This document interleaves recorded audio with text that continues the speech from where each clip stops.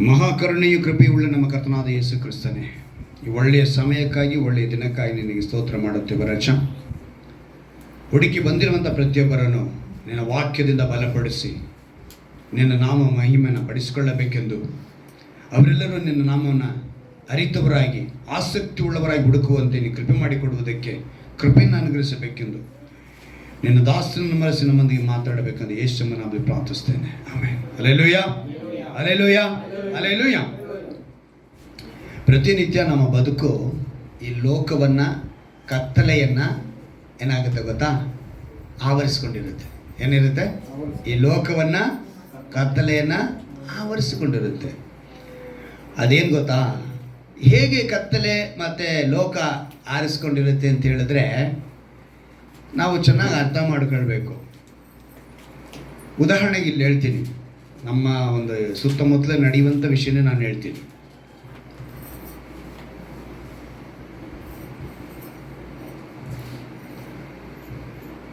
ನಮ್ಮ ಮಧ್ಯದಲ್ಲಿ ಕಹಿ ಉಂಟಾಗುವಂತೆ ತುಂಬ ಸನ್ನಿವೇಶಗಳು ಬರ್ತವೆ. ಇಲ್ಲಿ ನಾವ್ಯಾರು ಪರಿಣಿತರಲ್ಲ. ಈಗ ನಾನು ಹಾಡು ಹೇಳಬೇಕು ಅಂದರೆ ನಾನೇನು ಸಿಂಗರ್ ಅಲ್ಲ. ವಾಕ್ಯ ಕೊಡಬೇಕು ಅಂದರೆ ನಾನು ಇಂಟರ್ನ್ಯಾಷನಲ್ ಸ್ಪೀಕರು ಅಲ್ಲ.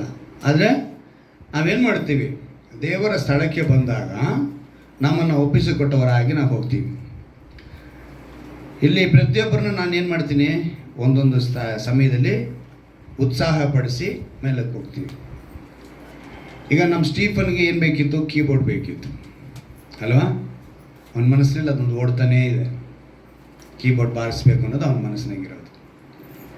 ಇದೆಲ್ಲ ಏನಕ್ಕೆ ಕೆಳಗೆ ಬರ್ತೀನಿ ಅಂತ ಹೇಳಿದ್ರೆ, ನಮ್ಮನ್ನು ಸೋತು ಹೋಗುವಂತೆ, ಸಭೆಯಲ್ಲಿ ಒಂದು ಮನಸ್ಸನ್ನು ನಮಗೆ ಕೊಡದಂತೆ ಅನೇಕ ಘಟನೆಗಳು ನಮ್ಮನ್ನು ಆ ಕ್ಷಣಕ್ಕೆ ಬರುತ್ತೆ. ಈಗ ಅವನು ಕಾಂಗ ಬಾರಿಸ್ತಿದ್ದಾನೆ. ಈಗ ಕಾಂಗ ಬಾರಿಸೋವಾಗ ನಾವು ಅವನಿಗೆ ಉತ್ಸಾಹ ಪಡಿಸ್ಬೇಕು. ಆಗೇನು ಮಾಡ್ತಾನೆ ಅವನು, ನೆಕ್ಸ್ಟ್ ಇನ್ನೊಂದು ಹೆಜ್ಜೆ ಇಡೋದಕ್ಕೆ ಪ್ರಯತ್ನ ಪಡ್ತಾನೆ. ಕುಗ್ಗಿಸ್ಬಿಟ್ರೆ ಅವನೇನು ಮಾಡಲ್ಲ, ನೆಕ್ಸ್ಟ್ ಸ್ಟೆಪ್ಪು ಅಯ್ಯ ಬಿಡಪ್ಪ. ಆಗ ನಾವು ಪ್ರತಿಯೊಬ್ಬರೂ ನಮ್ಮ ಬದುಕಿನಲ್ಲಿ ಆ ರೀತಿ ಆಗುತ್ತೆ ಅನ್ನೋದನ್ನು ಪ್ರವಾದಿ ಯೆಶಾಯನ ಮೂಲಕ ತಿಳಿಸ್ತಾರೆ. ಈಗ ರಾಜ್ಯಕ್ಕೆ ರಾಜ್ಯ, ದೇಶಕ್ಕೆ ದೇಶ, ಭೂಮಿಗೆ ಮೇಲೆ ಭೂಮಿ, ಎಲ್ಲರೂ ಕೂಡ ಇರ್ತವೆ. ಅದರಿಂದ ನಾವೇನು ಮಾಡಬೇಕು, ಪ್ರತಿಯೊಬ್ಬರೂ ಕೂಡ ನಮ್ಮ ಜೀವಿತದಲ್ಲಿ ಇಂಥ ಸನ್ನಿವೇಶಗಳು, ಯೆಶಾಯನ ಪ್ರವಾದಿ ಗ್ರಂಥದಲ್ಲಿ ಹೇಳ್ತಾನೆ, ತೋಳವು ಕುರಿಯ ಸಂಗಡ ವಾಸಿಸುವುದು, ಚಿರತೆಯು ಮೇಕೆ ಮರಿಯೊಂದಿಗೆ ಮಲಗುವುದು, ಕರು ಪ್ರಾಯದ ಸಿಂಹವು ಪುಷ್ಟ ಪಶುವು ಒಟ್ಟಿಗಿರುವವು, ಇವುಗಳನ್ನು ಚಿಕ್ಕ ಮಗುವು ನಡೆಸುವುದು. ಏನಂತೆ? ಚಿಕ್ಕ ಮಗುವು ನಡೆಸುವುದು. ಅಂದರೆ ಒಂದು ವಿಷಯ ತಿಳ್ಕೊಡಿ, ಸಮಾಧಾನಕ್ಕೇಡಾಗುವಂಥ ಒಂದೊಂದು ವಿಷಯಗಳು ನಮ್ಮ ಸುತ್ತಲೂ ಬರ್ತವೆ. ಆದರೆ ನಾವೇನು ಮಾಡಬೇಕು, ಪ್ರತಿನಿತ್ಯ ಒಂದೊಂದು ಕ್ಷಣ ಅದನ್ನು ಅರಿತುಕೊಳ್ಳಬೇಕು. ಇದು ಅರಿತುಕೊಳ್ಳಬೇಕು ಅಂದರೆ ನಾವೇನು ಮಾಡಬೇಕು ಅಂತ ಹೇಳಿದ್ರೆ, ಎಲ್ಲಿಗೆ ಬರಬೇಕು, ಆಲಯಕ್ಕೇ ಬರಬೇಕು. ಇವತ್ತಿನ ಒಂದು ವಿಶೇಷವಾದ ಅಂಶವನ್ನು ದೇವರು ಕೊಡ್ತಾರೆ. ಈಗ ನೋಡಿ, ನಿಮ್ಗೆಲ್ರಿಗೂ ಗೊತ್ತಿದೆ, ಒಂದು ಗಾದೆ ಮಾತೆ ಒಂದಿದೆ. ಈ ಹಂಸ ಇದೆಯಲ್ಲ, ಈ ಹಂಸನ ಏನು ಹೇಳ್ತಾರೆ ಅಂತ ಹೇಳಿದ್ರೆ, ನೀರು ಹಾಲು ಎರಡನ್ನು ಬೇರ್ಪಡಿಸುವ ಶಕ್ತಿ ಇದೆ ಅಂತ ಕೆಲವು ಗಾದೆ ಮಾತಿದೆ. ಕೇಳಿದ್ರ ಮಾತು? ಹಂಸಕ್ಕೆ ಏನಂತೆ, ನೀರನ್ನು ಹಾಲನ್ನು ಬೇರ್ಪಡಿಸುವ ಶಕ್ತಿ, ಸಾಮರ್ಥ್ಯ ಇದೆ ಅಂತೇಳಿ. ಆದರೆ ವೈಜ್ಞಾನಿಕವಾಗಿ ಅದು ಸುಳ್ಳು. ಅದು ಯಾವುದದು? ವೈಜ್ಞಾನಿಕವಾಗಿ ಸುಳ್ಳು. ವೈಜ್ಞಾನಿಕವಾಗಿ ಏನಕ್ಕೆ ಸುಳ್ಳು ಅಂತ ಹೇಳ್ತೀನಿ ಅಂತ ಹೇಳಿದ್ರೆ, ಈ ನಾವೊಂದು ದೇವರ ವಿಷಯವನ್ನು ತಿಳಿದುಕೊಳ್ಳುವುದಕ್ಕೆ, ಕಲಿತುಕೊಳ್ಳುವುದಕ್ಕೆ ಒಂದು ಗೂಡಾರಕ್ಕೆ ನಾವು ಬರ್ತೀವಿ ಅಂತ ಹೇಳಿದ್ರೆ, ಅಲ್ಲಿ ನಮಗೆ ಬರುವಂಥ ಹೋರಾಟಗಳನ್ನು ಹೇಗೆ ನಾವು ಜಯಿಸಬಹುದು ಅನ್ನೋದನ್ನು ಕಲಿಸಿಕೊಡುವ ಒಂದು ಪಾಠಶಾಲೆ ಇದು. ಈ ಪಾಠಶಾಲೆಗೆ ಬಂದಿರುವಾಗ ವೈಜ್ಞಾನಿಕವಾಗಿ ಹಂಸಕ್ಕೆ ಆ ಶಕ್ತಿನೇ ಇಲ್ವಂತೆ. ಹಾಲನ್ನು ಬೇರ್ಪಡಿಸಿ ನೀರನ್ನು ಬೇರ್ಪಡಿಸೋ ಶಕ್ತಿ ಇಲ್ಲ. ಆದರೆ ಅದರಲ್ಲಿ ಒಂದು ಅಂಶ ಇದೆಯಂತೆ. ಅದು ಏನು ಹೇಳ್ತಾರೆ ಅಂದರೆ, ಒಂದು ಜರಡಿ ಥರ ಇದೆಯಂತೆ. ಅದರ ಮೂಲಕ ಮಣ್ಣಿಂದ ನೀರನ್ನ ಮಾತ್ರ ಹೀರ್ಕೊಳ್ಳೋ ಶಕ್ತಿ ಇದೆಯಂತೆ. ಯಾವುದು? ಮಣ್ಣಿಂದ. ಹಾಗೆ ಪ್ರತಿಯೊಬ್ಬ ಮನುಷ್ಯ, ಇದರಿಂದ ನಾವು ಕಲಿಬೇಕಾಗಿದೆ ಅಂದರೆ, ಪ್ರತಿಯೊಬ್ಬ ಮನುಷ್ಯ ಈ ಲೋಕವೆಂಬ ಮಣ್ಣಿನಿಂದ ನಮ್ಮನ್ನು ಬೇರ್ಪಡಿಸಿಕೊಳ್ಬೇಕು. ನಾವೇನೇನು ಮಾಡಬೇಕು? ಬೇರ್ಪಡಿಸಿಕೊಳ್ಬೇಕು.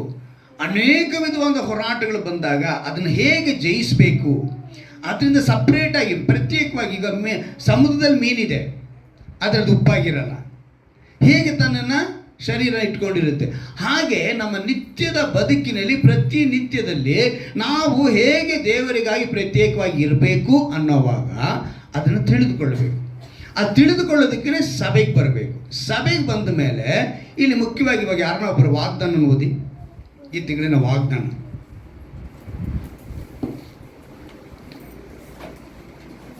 ಈ ತಿಂಗಳು ಏನು ವಾಗ್ದಾನ ಕೊಟ್ಟಿದೆ? ಕೀರ್ತನೆ 91:14 ಅಲ್ವಾ?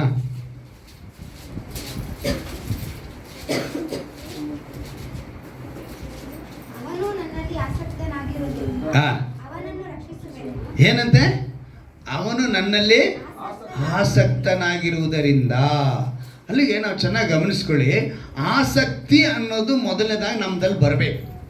ಆಗಲೇ ಆತನ ನಾಮನ ಅರಿತುಕೊಂಡೋದಕ್ಕೆ ಒಂದು ಮಹಿಮೆಯನ್ನು ನೋಡಿ. ಯಾವಾಗ ಆಸಕ್ತಿ ಬರುತ್ತೆ ಅಂತ ಹೇಳಿದ್ರೆ ಇಂಥ ಹೋರಾಟಗಳ ಮಧ್ಯದಲ್ಲಿ ಜಯಿಸ್ಕೊಂಡು ನಿಂತ್ಕೋಬೇಕು. ಅದಕ್ಕೇನೆ ಪ್ರವಾದಿ ಯೆಶಾಯ ಏನಂತ ಹೇಳಿದ್ದು ಆ ಮಾತುಗಳನ್ನ ನಾವು ನೋಡಿ, ಪ್ರಾಮಾಣಿಕತೆಯು ಸೊಂಟಪಟ್ಟು, ಯೆಶಾಯನ ಪ್ರವಾದಿಯ ಗ್ರಂಥ 11ನೇ ಅಧ್ಯಾಯದಲ್ಲಿ 5ನೇ ವಾಕ್ಯದಿಂದ ಓದ್ತೀನಿ ಕೇಳಿ. ಪ್ರಾಮಾಣಿಕತೆಯೇ ಸೊಂಟಪಟ್ಟಿ. ಏನಂತೆ? ಪ್ರಾಮಾಣಿಕತೆ ಅಂದ್ರೇನು? ತುಂಬ ಕರೆಕ್ಟಾಗಿ ನೀತಿವಂತನಾಗಿ ಬದುಕಬೇಕು. ತೋಳವು ಕುರಿಯ ಸಂಗಡ ವಾಸಿಸುವುದು, ಚಿರತೆಯು ಮೇಕೆಮರಿಯೊಂದಿಗೆ ಮಲಗುವುದು, ಕರುವು ಪ್ರಾಯದ ಸಿಂಹವು ಪುಷ್ಟಪಶುವು ಹೊಟ್ಟೆಗಿರುವವು, ಇವುಗಳನ್ನು ಚಿಕ್ಕ ಮಗುವು ನಡೆಸುವುದು. ಯಾವುದು ನಡೆಸುತ್ತಂತೆ? ಚಿಕ್ಕ ಮಗುವು. ಎಷ್ಟು ಚೆನ್ನಾಗಿ ಹೇಳ್ತಾರೆ ನೋಡಿ. ಮೊದಲನೇದು ಪ್ರಾಮಾಣಿಕತೆ ಸೊಂಟಪಟ್ಟಿ ಆಗಬೇಕು. ನಾವು ನೀತಿವಂತರಾಗಿ ಬದುಕಬೇಕು. ಎಲ್ಲ ಸಮಯದಲ್ಲಿ ಹೋರಾಟಗಳು ಬರುವಾಗ ನಾವು ದೇವರಿಗಾಗಿ ಏನು ಮಾಡ್ತಾ ಇದ್ದೀವಿ ಅದನ್ನೇ ನೋಡಬೇಕು ಹೊರತು, ಸಮಾಧಾನ ಕೊರತೆ ಬಂದಾಗ, ನಮಗೆ ಹೋರಾಟ ಬಂದಾಗ ಸೋತು ಹೋಗಬಾರ್ದು. ನೀತಿವಂತನು ನಂಬಿಕೆಯಿಂದಲೇ ಬದುಕುವನು. ಅವಾಗ ನೀತಿವಂತನು ಹೆಂಗಿರಬೇಕು? ಈ ಸಮಯ ಹೋಗಿ ಇನ್ನೊಂದು ಸಮಯ ನನಗೆ ಬರುತ್ತೆ, ಒಂದು ಒಳ್ಳೆ ಕಾಲ ಬರುತ್ತೆ, ಒಳ್ಳೆ ಸಮಯ ಬರುತ್ತೆ, ಒಳ್ಳೆ ಕ್ಷಣ ಬರುತ್ತೆ, ಒಳ್ಳೆ ದಿವಸಗಳು ಬರುತ್ತೆ, ಒಳ್ಳೆ ವರ್ಷಗಳು ಬರ್ತವೆ, ಒಳ್ಳೆ ಒಂದು ಕೆಲಸ ಸಿಗುತ್ತೆ, ಒಳ್ಳೆ ಜ್ಞಾನ ನನಗೆ ಸಿಗುತ್ತೆ. ಹೀಗೆ ಮೇಲೆ ಹೆಜ್ಜೆ ಇಟ್ಕೊಂಡು ಹೋಗಬೇಕೇ ಹೊರತು ನಾವು ಹೇಗೆ ಬದುಕಬೇಕು ಅನ್ನೋದನ್ನು ತಿಳಿಸ್ಕೊಡ್ತೀವಿ. ಈ ಅಧ್ಯಾಯ ಪೂರ್ತಿ ಹೇಳ್ತಾರೆ, ತೋಳವು ಕುರಿಯ ಸಂಗಡ ವಾಸಿಸುವುದು. ತೋಳ ಏನು ಮಾಡುತ್ತೆ? ಕುರಿ ನೋಡಿದ್ರೆ ಬೇಟೆ ಆಡುತ್ತೆ. ಆದರೆ ಅದು ಸಂಗಡ ವಾಸ ಅಂದರೆ ತೋಳದ ಗುಣ ಇಲ್ಲವರು ಕುರಿಯ ಜೊತೆ ವಾಸ ಮಾಡ್ತಾರೆ. ಅಂದರೆ ಕುರಿದು ಹೆಂಗಿರುತ್ತೆ? ಸಾತ್ವಿಕತೆ, ಒಂದು ಸಮಾಧಾನವಾಗಿರುತ್ತೆ. ಅಂದರೆ ಸಮಾಧಾನವಾಗಿರುವವರ ಸಂಗಡ ಯಾವುದು ವಾಸ ಮಾಡುತ್ತೆ ಅಂದರೆ ತೋಳದ ಗುಣ ಇಲ್ಲವರು ವಾಸ ಮಾಡ್ತಾರೆ. ಅಂದರೆ ಹೋರಾಟಗಳಿದೆ, ಅವರು ನಮ್ಮ ಸಂಗಡ ಇರ್ತಾರೆ. ಅವ್ರು ನಮಗೆ ವಿರೋಧವಾಗಿ ಇರ್ತಾರೆ, ನಮ್ಗೆ ವಿರೋಧವಾಗಿ ಏನಾರು ಹೇಳ್ಬೋದು, ವಿರೋಧವಾಗಿ ಏನಾರು ಮಾಡ್ಬೋದು, ಆದರೆ ಅವ್ರು ಏನು ಮಾಡ್ತಾರೆ? ನಮ್ಮ ಸಂಗಡ ಇರ್ತಾರೆ. ನಂತರ ಹೇಳುತ್ತೆ, ಚಿರತೆಯು ಮೇಕೆ ಮರಿಯೊಂದಿಗೆ ಮಲಗುವುದು. ಚಿರತೆ ಮೇಕೆ ಮರಿಯೊಂದಿಗೆ ಮಲಗಕ್ಕೆ ಸಾಧ್ಯನಾ? ನೋಡಿ, ಆದರೆ ವಾಕ್ಯದಿಂದ ಹೇಳ್ತಾರೆ ಚಿರತೆ ಕೂಡ ಮೇಕೆ ಮರಿಯೊಂದಿಗೆ ಮಲಗುತ್ತದೆ. ಕರುವು ಪ್ರಾಯದ ಸಿಂಹವು ಪುಷ್ಟ ಪಶುವು ಒಟ್ಟೆಗಿರುವು. ಒಟ್ಟಿಗಿರ್ತವಂತೆ ಯಾವುದು? ಕರುನು ಸಿಂಹ. ಅಂದರೆ ಸಿಂಹದ ಗುಣಗಳಿರುವವರು ಎಲ್ಲರೂ ಕೂಡ ಎಲ್ಲಿಗಿರ್ತಾರೆ? ಇಲ್ಲಿ ವಾಸ ಮಾಡ್ತಾರೆ. ಅಂದರೆ ದೇವರು ನಮ್ಮೊಂದಿಗೆ ವಾಸ ಮಾಡ. ಹಸುವು ಕರಡಿಯ ಸಂಗಡ ಮೇಯುವು, ಅವುಗಳು ಮರಿಗಳ ಜೊತೆಯಾಗಿ ಮಲಗುವು. ಸಿಂಹವು ಎತ್ತಿನಂತೆ ಹುಲ್ಲು ತಿನ್ನುವುದು, ಮಲೆಕೂಸು ನಾಗರ ಹುತ್ತದ ಮೇಲೆ ಆಡುವುದು, ಮಲೆ ಬಿಟ್ಟ ಮಗು ಹಾವಿನ ಬೆಲದ ಮೇಲೆ ಕೈ ಹಾಕುವುದು. ಎಂಥ ಅದ್ಭುತವಾದ ಮಾತುಗಳು ನೋಡಿ. ಅಂದರೆ ಇಂಥ ಗುಣಗಳಿರುವವರು ನಮ್ಮ ಸುತ್ತಲೂ ಇರ್ತಾರೆ ಲೋಕದಲ್ಲಿ. ಇವರೇ ನಮಗೆ ಕತ್ತಲೆಯಾಗಿರ್ತಾರೆ. ಇವರೇ ನಮ್ಮನ್ನು ಆಸಕ್ತಿಯಾಗಿರೋದಕ್ಕೆ ಬಿಡಲ್ಲ. ಆಸಕ್ತಿ ಇಲ್ಲ ಅಂತ ಹೇಳಿದ್ರೆ ನಾವು ದೇವರ ನಾಮವನ್ನು ಅರಿಯಲ್ಲ. ಅದಕ್ಕೆ ವಾಗ್ದಾನ ಕೊಟ್ಟು ದೇವರು ಹೇಳಿದ್ರು, ನಾವು ಹೇಗೆ ಅಂಶಕ್ಕೆ ಒಂದು ಗುಣ ಇದೆ, ನೀರನ್ನು ಅಂಶವನ್ನು ಹೇಗೆ ಬೇರ್ಪಡಿಸಿಕೊಳ್ಳುತ್ತದೋ ಮಣ್ಣಿನಿಂದ, ಹಾಗೆ ನಾವು ಸಹ ಈ ಲೋಕದ ಮಣ್ಣಿನಿಂದ. ಅಂದರೆ ಇನ್ನೊಂದು ವಾಕ್ಯನ ಓದ್ತೀನಿ ನೋಡಿ, 1 ಯೋಹನನ ಪತ್ರಿಕೆ, ಅದರಲ್ಲಿ ಒಂದು ಅದ್ಭುತವಾದ ಮಾತು ಬರೆಯಲ್ಪಟ್ಟಿದೆ 2ನೇ ಅಧ್ಯಾಯದಲ್ಲಿ. ಏನಂದರೆ ಈ ಲೋಕದಲ್ಲಿ ಇರೋದು 2ನೇ ಅಧ್ಯಾಯ 16ನೇ ವಾಕ್ಯ. ಲೋಕದಲ್ಲಿರುವ ಶರೀರದಾಶೆ, ಕಣ್ಣಿನಾಶೆ, ಬದುಕು ಬಾಳಿನ ಡಂಬ, ಈ ಮೊದಲಾದವುಗಳೆಲ್ಲ ತಂದೆಯಿಂದ ಹುಟ್ಟದೆ ಲೋಕದಿಂದ ಹುಟ್ಟಿದವುಗಳಾಗಿವೆ. ಯಾವುದಂತೆ? ಮೊದಲನೇದು ಶರೀರದಾಸೆ, ಕಣ್ಣಿನಾಶೆ, ಬದುಕು ಬಾಳಿನ ಡಂಬ, ಈ ಮೊದಲಾದವುಗಳೆಲ್ಲವೂ ತಂದೆಯಿಂದ ಹುಟ್ಟದೆ ಲೋಕದಿಂದ ಹುಟ್ಟಿದೆ. ಅಂದರೆ ಈ ಲೋಕದಲ್ಲಿ ಇರುವಂಥ ಈ ಒಂದು ಕತ್ತಲೆಯ ಗುಣಗಳು, ಕತ್ತಲೆಯ ಸ್ವಭಾವಗಳು ಏನು ಮಾಡ್ತವೆ? ಯಾರಿಂದ ಹುಟ್ಟಿರೋದಂತೆ? ಈ ಲೋಕದ ತಂದೆಯಿಂದ ಹುಟ್ಟಿರೋದು. ಲೋಕದ ತಂದೆ ಯಾರು? ಶತ್ರು. ಆ ಶತ್ರುವಾಗಿರುವ ಸೈತಾನ, ಅವನಿಂದ ಹುಟ್ಟುತ್ತವಂತೆ. ಆದರೆ ನಿಜವಾದ ತಂದೆಯಿಂದ ಹುಟ್ಟುವಂಥದ್ದು ಏನು? ಅದು ಎಲ್ಲಿ ತಿಳ್ಕೋಬೇಕು? ದೇವರ ವಾಕ್ಯದಿಂದ ತಿಳ್ಕೋಬೇಕು. ದೇವರ ವಾಕ್ಯದಿಂದ ತಿಳ್ಕೊಳ್ಬೇಕು ಅಂದರೆ ನಾವು ಆಲಯಕ್ಕೆ ಬರಬೇಕು. ಇವತ್ತು ನಿಮ್ಗೆಲ್ರಿಗೂ ಒಂದು ವಿಷಯ ಹೇಳ್ತೀನಿ. ನಮ್ಮನ್ನು ದೇವರು ಏನಂತ ಹೇಳಿದ್ದಾರೆ? ನಾವೇ ದೇವರ ಅಂತ ಹೇಳಿದ್ದಾರೆ ತಾನೆ. ಈಗ ನಾವು ದೇವರ ಆಲಯ ಅಂದ ಮೇಲೆ ಅವರು ಇನ್ನೊಂದು ಮಾತನ್ನು ಹೇಳಿದ್ದಾರೆ. ಅಪೊಸ್ತಲರ ಕೃತ್ಯಗಳಲ್ಲಿ ಹೇಳಿದ್ದಾರೆ ನೋಡಿ. ಅಪೊಸ್ತಲರ ಕೃತ್ಯಗಳು 17ನೇ ಅಧ್ಯಾಯ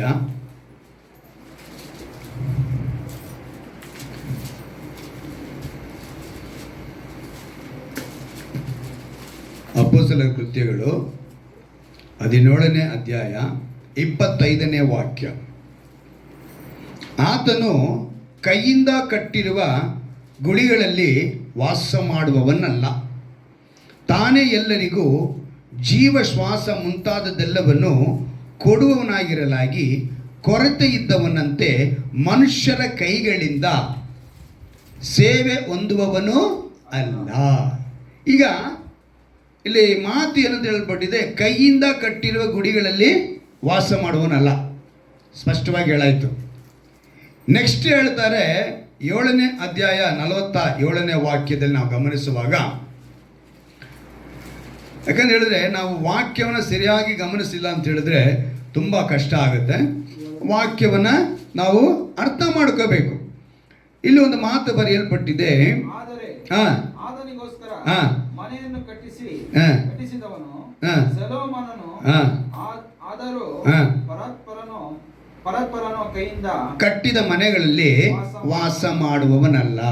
ಈಗ ಏನಂತ ಹೇಳ್ತಿದ್ದಾರೆ? ಮನುಷ್ಯರ ಕೈಯಿಂದ ಕಟ್ಟಿರೋ ಮನೆಗಳಲ್ಲಿ ವಾಸ ಮಾಡುವವನು ಅಲ್ಲ ಅಂತ ಹೇಳ್ತಾರೆ. ಪ್ರವಾದಿ ಯೆಶಾಯನ ಮೂಲಕನೂ ಇದೇ ಮಾತನ್ನು ಹೇಳಿದ್ದಾರೆ. ಏನಂತ ಹೇಳಿದ್ದಾರೆ ಅಂತ ಹೇಳಿದ್ರೆ, ಆಕಾಶ ನನಗೆ ಸಿಂಹಾಸನ, ಭೂಮಿ ನನ್ನ ಪಾದಗಳಿಗೆ ಪೀಠ, ನೀವು ನನಗೆ ಎಂಥ ಮನೆಯನ್ನು ಕಟ್ಟಿಕೊಡುವಿರಿ. ಆದರೆ ನಾವೇನು ಮಾಡ್ತೀವಿ? ನಮಗೊಂದು ಸ್ವಂತ ಸಭೆ ಬೇಕು, ನಮಗೇನು ಬೇಡ್ತೀವಿ? ಸ್ವಂತ ಸಭೆ ಬೇಕು ಅಂತ ನಾವು ಕೇಳ್ತೀವಿ. ಇವಾಗ ಕೈಯಿಂದ ಕಟ್ಟಿರೋ ಗುಡಿಗಳಲ್ಲಿ ಆತನ ವಾಸ ಮಾಡಲ್ಲ ಅಂತ ಹೇಳ್ತಿದ್ದಾರೆ. ಇವತ್ತಿನ ಅಂಶನೇ ದೇವರ ಆಲಯ, ಕೈಯಿಂದ ಕಟ್ಟಿರುವ ಗುಡಿಗಳಲ್ಲಿ. ದೇವರ ಆಲಯ, ಕೈಯಿಂದ ಕಟ್ಟಿರುವ ಗುಡಿಗಳಲ್ಲಿ. ಈ ಎರಡಕ್ಕೂ ವ್ಯತ್ಯಾಸ ಏನು? ಇದು ಆಲಯ, ಕೈಯಿಂದ ಕಟ್ಟಿರೋ ಗುಡಿ ಯಾವುದು ಅಲ್ವಾ? ದೇವರು ನಮ್ಮನ್ನೇ ಆಲಯ ಅಂತ ಹೇಳಿದಾರಲ್ಲ, ಆ ಆಲಯದಲ್ಲಿ ಮಾತ್ರ ವಾಸ ಮಾಡ್ತೀನಿ ಅಂತ ಹೇಳಿದ್ರು. ಕೈಗಳಲ್ಲಿ ಕಟ್ಟಿರೋ ಗುಡಿಗಳಲ್ಲಿ ಅವರು ವಾಸ ಮಾಡುವುದು ಇಲ್ಲ ಅಂತ ಹೇಳ್ಬಿಟ್ರು. ಹೇಳಿದ ಮೇಲೆ ಈಗ ನಾವು ಸತ್ಯವನ್ನು ಅರಿಬೇಕು, ಅದರ ಜ್ಞಾನದಲ್ಲಿ ಬರಬೇಕು. ಈಗ ಚೆನ್ನಾಗಿ ತಿಳ್ಕೊಳ್ಬೇಕು. ಹೋರಾಟಗಳು ನಮ್ಮ ಸುತ್ತಲೂ ಬಂದಾಗ, ಸಮಸ್ಯೆಗಳು ಬಂದಾಗ ಒಬ್ಬ ಆಸಕ್ತಿ ಉಳ್ಳವನಾಗಿರಬೇಕು. ಇವಾಗ ಆಲಯಕ್ಕೆ ನಾವು ಬಂದಿದ್ದೀವಿ, ಆಲಯಕ್ಕೆ ಬಂದರೆ ಮಾತ್ರನೇ ನಮಗೆ ಈ ಅಂಶ ತಿಳಿಯೋದು. ಆದರೆ ಇಲ್ಲಿ ಆಲಯಕ್ಕೆ ಬರೋದಕ್ಕೆ ಮುಂಚೆ ದೇವರ ಮಾತಿನಲ್ಲಿ ಹೇಳಲ್ಪಡ್ತಾ ಇದೆ, ಅಪೊಸ್ತಲರ ಕೃತ್ಯಗಳಲ್ಲಿ ಹೇಳಲ್ಪಡ್ತಿದ್ದಾನೆ, ಕೈಯಿಂದ ಕಟ್ಟಿರೋ ಗುಡಿಗಳಲ್ಲಿ ನಾನು ವಾಸ ಮಾಡಲ್ಲ. ಅವಾಗ ಆ ಸ್ಥಳಕ್ಕೆ ಏನಿಲ್ಲ, ಪ್ರಾಮುಖ್ಯತೆ ಇಲ್ಲ ಅನ್ನೋ ಮಾತನ್ನು ಅಲ್ಲಿ ಬರೆಯಲ್ಪಟ್ಟಿದೆ. ಇವತ್ತು ನಾವು ಇಲ್ಲಿ ತಿಳ್ಕೊಳ್ಳೋ ವಿಷಯ ಮೊದಲನೇದಾಗಿ, ದೇವರು ಏನಕ್ಕೆ ಮಾತನ್ನು ಹೇಳ್ತಾರೆ ಹೇಳಿದ. ಆದರೆ ಇವರೆಲ್ಲ ಹಿಂಗೆ ಹೇಳಿದ್ದಾರೆ, ಯಾರು? ಅಪೊಸ್ತಲರ ಕೃತ್ಯಗಳು ಹೇಳಿದ್ದಾರೆ. ಆದರೆ ಭಕ್ತರುಗಳು ಕೀರ್ತನೆಗಳಲ್ಲಿ ಏನಂತ ಹೇಳ್ತಾರೆ ಆಲಯದ ಕುರಿತು ಅಂತ ನಾವು ನೋಡುವಾಗ, 36ನೇ ಕೀರ್ತನೆ ತೆಗೆದುಕೊಳ್ಳಿ. ಕೀರ್ತನೆಗಳು 36, ಕೀರ್ತನೆಗಳು 36 8ನೇ ವಾಕ್ಯ. ನಿನ್ನ ಮಂದಿರದ ಸಮೃದ್ಧಿಯಿಂದ ಅವರನ್ನು ಸಂತೃಪ್ತಿಪಡಿಸು. ಏನಂತೆ? ನಿನ್ನ ಮಂದಿರದ ಸಮೃದ್ಧಿಯಿಂದ ಅವರನ್ನು ಸಂತೃಪ್ತಿಪಡಿಸು. ಎಷ್ಟು ಅದ್ಭುತವಾಗಿ ಹೇಳ್ತಾರೆ. ಇವಾಗ ಆಲಯದಲ್ಲಿ ವಾಸ ಮಾಡಲ್ಲ ಅಂತ ಹೇಳಿದ್ಮೇಲೆ ಇಲ್ಲಿ ದಾವೀದನ ಏನಕ್ಕೆ ಮಾತನ್ನು ಹೇಳಿದ್ರು? ಇನ್ನೊಂದು 63:2 ನಾವು ಗಮನಿಸುವಾಗ, ಕೀರ್ತನೆಗಳ 63:2 ಕೂಡ ಒಂದು ಅದ್ಭುತವಾದ ಮಾತು ಬರೆಯಲ್ಪಟ್ಟಿದೆ. ಕೀರ್ತನೆಗಳ 63:2 ನಿನ್ನ ಮಂದಿರದಲ್ಲಿ ನಾನು ನಿನ್ನ ಮಹತ್ತನ್ನು ಪ್ರಭಾವವನ್ನು ಕಂಡ ಪ್ರಕಾರ ಈಗಲೂ ಕಾಣಬೇಕೆಂದು ಅಪೇಕ್ಷಿಸುತ್ತೇನೆ. ಇವಾಗ ಮಂದಿರದಲ್ಲೇ ಎಲ್ಲಿದೆ ಅಂತ, ಏನಿದೆ ಅಂತೆ? ಮಹತ್ತಿದೆ, ಪ್ರಭಾವ ಇದೆ. ಹೀಗೆ 65:4 ನೋಡ್ತೀವಿ, ನಿನ್ನ ಅಂಗಳದಲ್ಲಿ ವಾಸಿಸುವವರಾಗಿ ನಿನ್ನ ಸನ್ನಿಧಿಯಲ್ಲಿ ಸೇವೆ ಮಾಡೋದಕ್ಕೋಸ್ಕರ ಯಾರನ್ನು ಆರಿಸಿಕೊಳ್ಳುತ್ತೀಯೋ ಅವರೇ ಧನ್ಯರು. ನೀನು ವಾಸಿಸುವ ಮಹಾಪವಿತ್ರಾಲಯದ ಸೌಭಾಗ್ಯದಿಂದ ನಮಗೆ ಸಂತೃಪ್ತಿಯಾಗಲಿ. ನಮಗೇನಾಗಬೇಕು? ಸಂತೃಪ್ತಿ. ಸಂತೃಪ್ತಿ, ಮಹಾ ಸೌಭಾಗ್ಯ. ಇವಾಗ ಆಲಯದ ಕುರಿತು ಇಲ್ಲಿ ಏನಂತ ಬರೆಯಲ್ಪಟ್ಟಿದೆ? ಈ ರೀತಿ ಬರೆಯಲ್ಪಟ್ಟಿದೆ. ಆದರೆ ಅಲ್ಲಿ ಅಪೊಸ್ತಲರ ಕೃತ್ಯಗಳು ಹೇಳ್ತಾರೆ, ನಾವು ಕಟ್ಟಿರುವ ಗುಡಿಗಳಲ್ಲಿ ನಾನು ವಾಸ ಮಾಡುವನಲ್ಲ. ಚೆನ್ನಾಗಿ ಅರ್ಥ ಮಾಡಿಕೊಂಡ್ರೆ ಇವಾಗ ನಾವು ಬರ್ತೀವಿ. ಈಗ ಹೊಸ ಒಡಂಬಡಿಕೆಯಲ್ಲಿ ಆಲಯದ ಕುರಿತು ಏನಂತ ಹೇಳಲ್ಪಟ್ಟಿದೆ? ಲೂಕನ ಬರೆದ ಸುವಾರ್ತೆ ತೆಗೆದುಕೊಳ್ಳಿ. ಲೂಕನ ಬರೆದ ಸುವಾರ್ತೆ 2ನೇ ಅಧ್ಯಾಯ. ಅಲ್ಲಿ ಒಬ್ಬ ಪ್ರವಾದಿನಿ ಇದ್ದಾಳೆ. ಆಕೆ ಹೆಸರು ಅನ್ನಳೆಂಬ. ಸಮುವೇಲನ ತಾಯಿ ಹ್ಯಾನ ಇದ್ದಲ್ಲ, ಆ ಹ್ಯಾನ ಅಲ್ಲ, ಇದು ಅನ್ನಳು ಅಂತೇಳಿ ಬರೆಯಲ್ಪಟ್ಟಿದೆ. ಲೂಕನ ಬರೆದ ಸುವಾರ್ತೆ 2ನೇ ಅಧ್ಯಾಯ 36ನೇ ವಾಕ್ಯ ಓದ್ತೀನಿ ಕೇಳಿ. ಇದಲ್ಲದೆ ಅಸೇರನ ಕುಲದ ಪೆನುವೇಲನ ಮಗಳಾದ ಅನ್ನಳೆಂಬ ಒಬ್ಬ ಪ್ರವಾದಿನಿ ಇದ್ದಳು. ಆಕೆ ಬಹಳ ಮುಪ್ಪಿನವಳು. ಅವಳೇನಾಗಿದ್ದಳು? ಬಹಳ ಮುಪ್ಪಿನವಳು. ಆಕೆ ತನ್ನ ಕನ್ಯಾವಸ್ಥೆ ಕಳೆದ ತರುವಾಯ ಗಂಡನ ಕೂಡ 7 ವರ್ಷ ಬಾಳ್ವೆ ಮಾಡಿ, ಎಷ್ಟು ವರ್ಷ? ಬರೀ 7 ವರ್ಷ ಬಾಳ್ವೆ ಮಾಡಿ 84 ವರ್ಷ ವಿಧವೆಯಾಗಿದ್ಲು. ಎಷ್ಟು ವರ್ಷ? 84 ವರ್ಷ ವಿಧವೆಯಾಗಿದ್ದಳು. ಆಕೆ ದೇವಾಲಯವನ್ನು ಬಿಟ್ಟು ಹೋಗದೆ ಉಪವಾಸ ವಿಜ್ಞಾಪನೆಗಳಿಂದ ರಾತ್ರಿ ಹಗಲು ದೇವರ ಸೇವೆಯನ್ನ ಮಾಡುತ್ತಿದ್ದಳು. ಈಗ ಆಲಯಕ್ಕೆ ಪ್ರಾಮುಖ್ಯತೆ ಇಲ್ಲ ಅಂದ ಮೇಲೆ ಈಕೆ 84 ವರ್ಷ ಎಲ್ಲಿದ್ಲಂತೆ? ದೇವಾಲಯದಲ್ಲಿ. ಭಕ್ತರೆಲ್ಲ ಹೇಳ್ತಾರೆ, ನಿನ್ನ ಸಂತೃಪ್ತಿ ಪಡಿಸು, ನಿನ್ನ ಮಂದಿರದಲ್ಲಿ ನಾವು ಬರ್ತಿದ್ದೀವಿ, ಅದರಿಂದ ನಮಗೆ ಮಹತ್ವವು ಪ್ರಭಾವವು ಕಾಣಿಸಲ್ಪಡಲಿ, ನಿನ್ನ ಸನ್ನಿಧಾನಕ್ಕೆ ನಾವು ಬರ್ತೀವಿ ಅಂತ ಭಕ್ತರು ಹೇಳ್ತಾರೆ. ಈ ಕಡೆ ಒಂದು ಕಡೆ ದೇವರು ಹೇಳಿರುವಂಥದ್ದು ಅಪೊಸ್ತಲರ ಕೃತ್ಯಗಳಲ್ಲಿ, ಕೈಯಿಂದ ಕಟ್ಟಿರೋ ಗುಡಿಗಳಲ್ಲಿ ನಾನು ವಾಸ ಮಾಡೋನಲ್ಲ. ಇವಾಗ ಎರಡನ್ನ ಹೆಂಗೆ ತೆಗೆದುಕೊಳ್ಬೇಕು? ಅದಕ್ಕೆ ಹೇಳಿದ್ದು, ಸಮಾಧಾನ ಕೇಡು ನಮಗೆ ಬಂದಾಗ, ನಮಗೆ ಒಂದು ಚಂಚಲ ನಮಗೆ ಬಂದಾಗ ಅವನ ಆಸಕ್ತಿನ ಕಳೆದುಕೊಳ್ತಾನೆ. ಆಸಕ್ತಿನ ಕಳೆದುಕೊಂಡವನು ದೇವರ ನಾಮನ ಅರಿಯುವುದಕ್ಕೆ ಸಾಧ್ಯವಿಲ್ಲ. ಆವಾಗ ನಾಮವನ್ನು ಅರಿಯುವವನು ಆಸಕ್ತಿ ಬೇಕು. ಆಸಕ್ತಿ ಬರುವವನು ಎಲ್ಲಿಗೆ ಬರಬೇಕು? ಆಲಯಕ್ಕೆ ಬರಬೇಕು.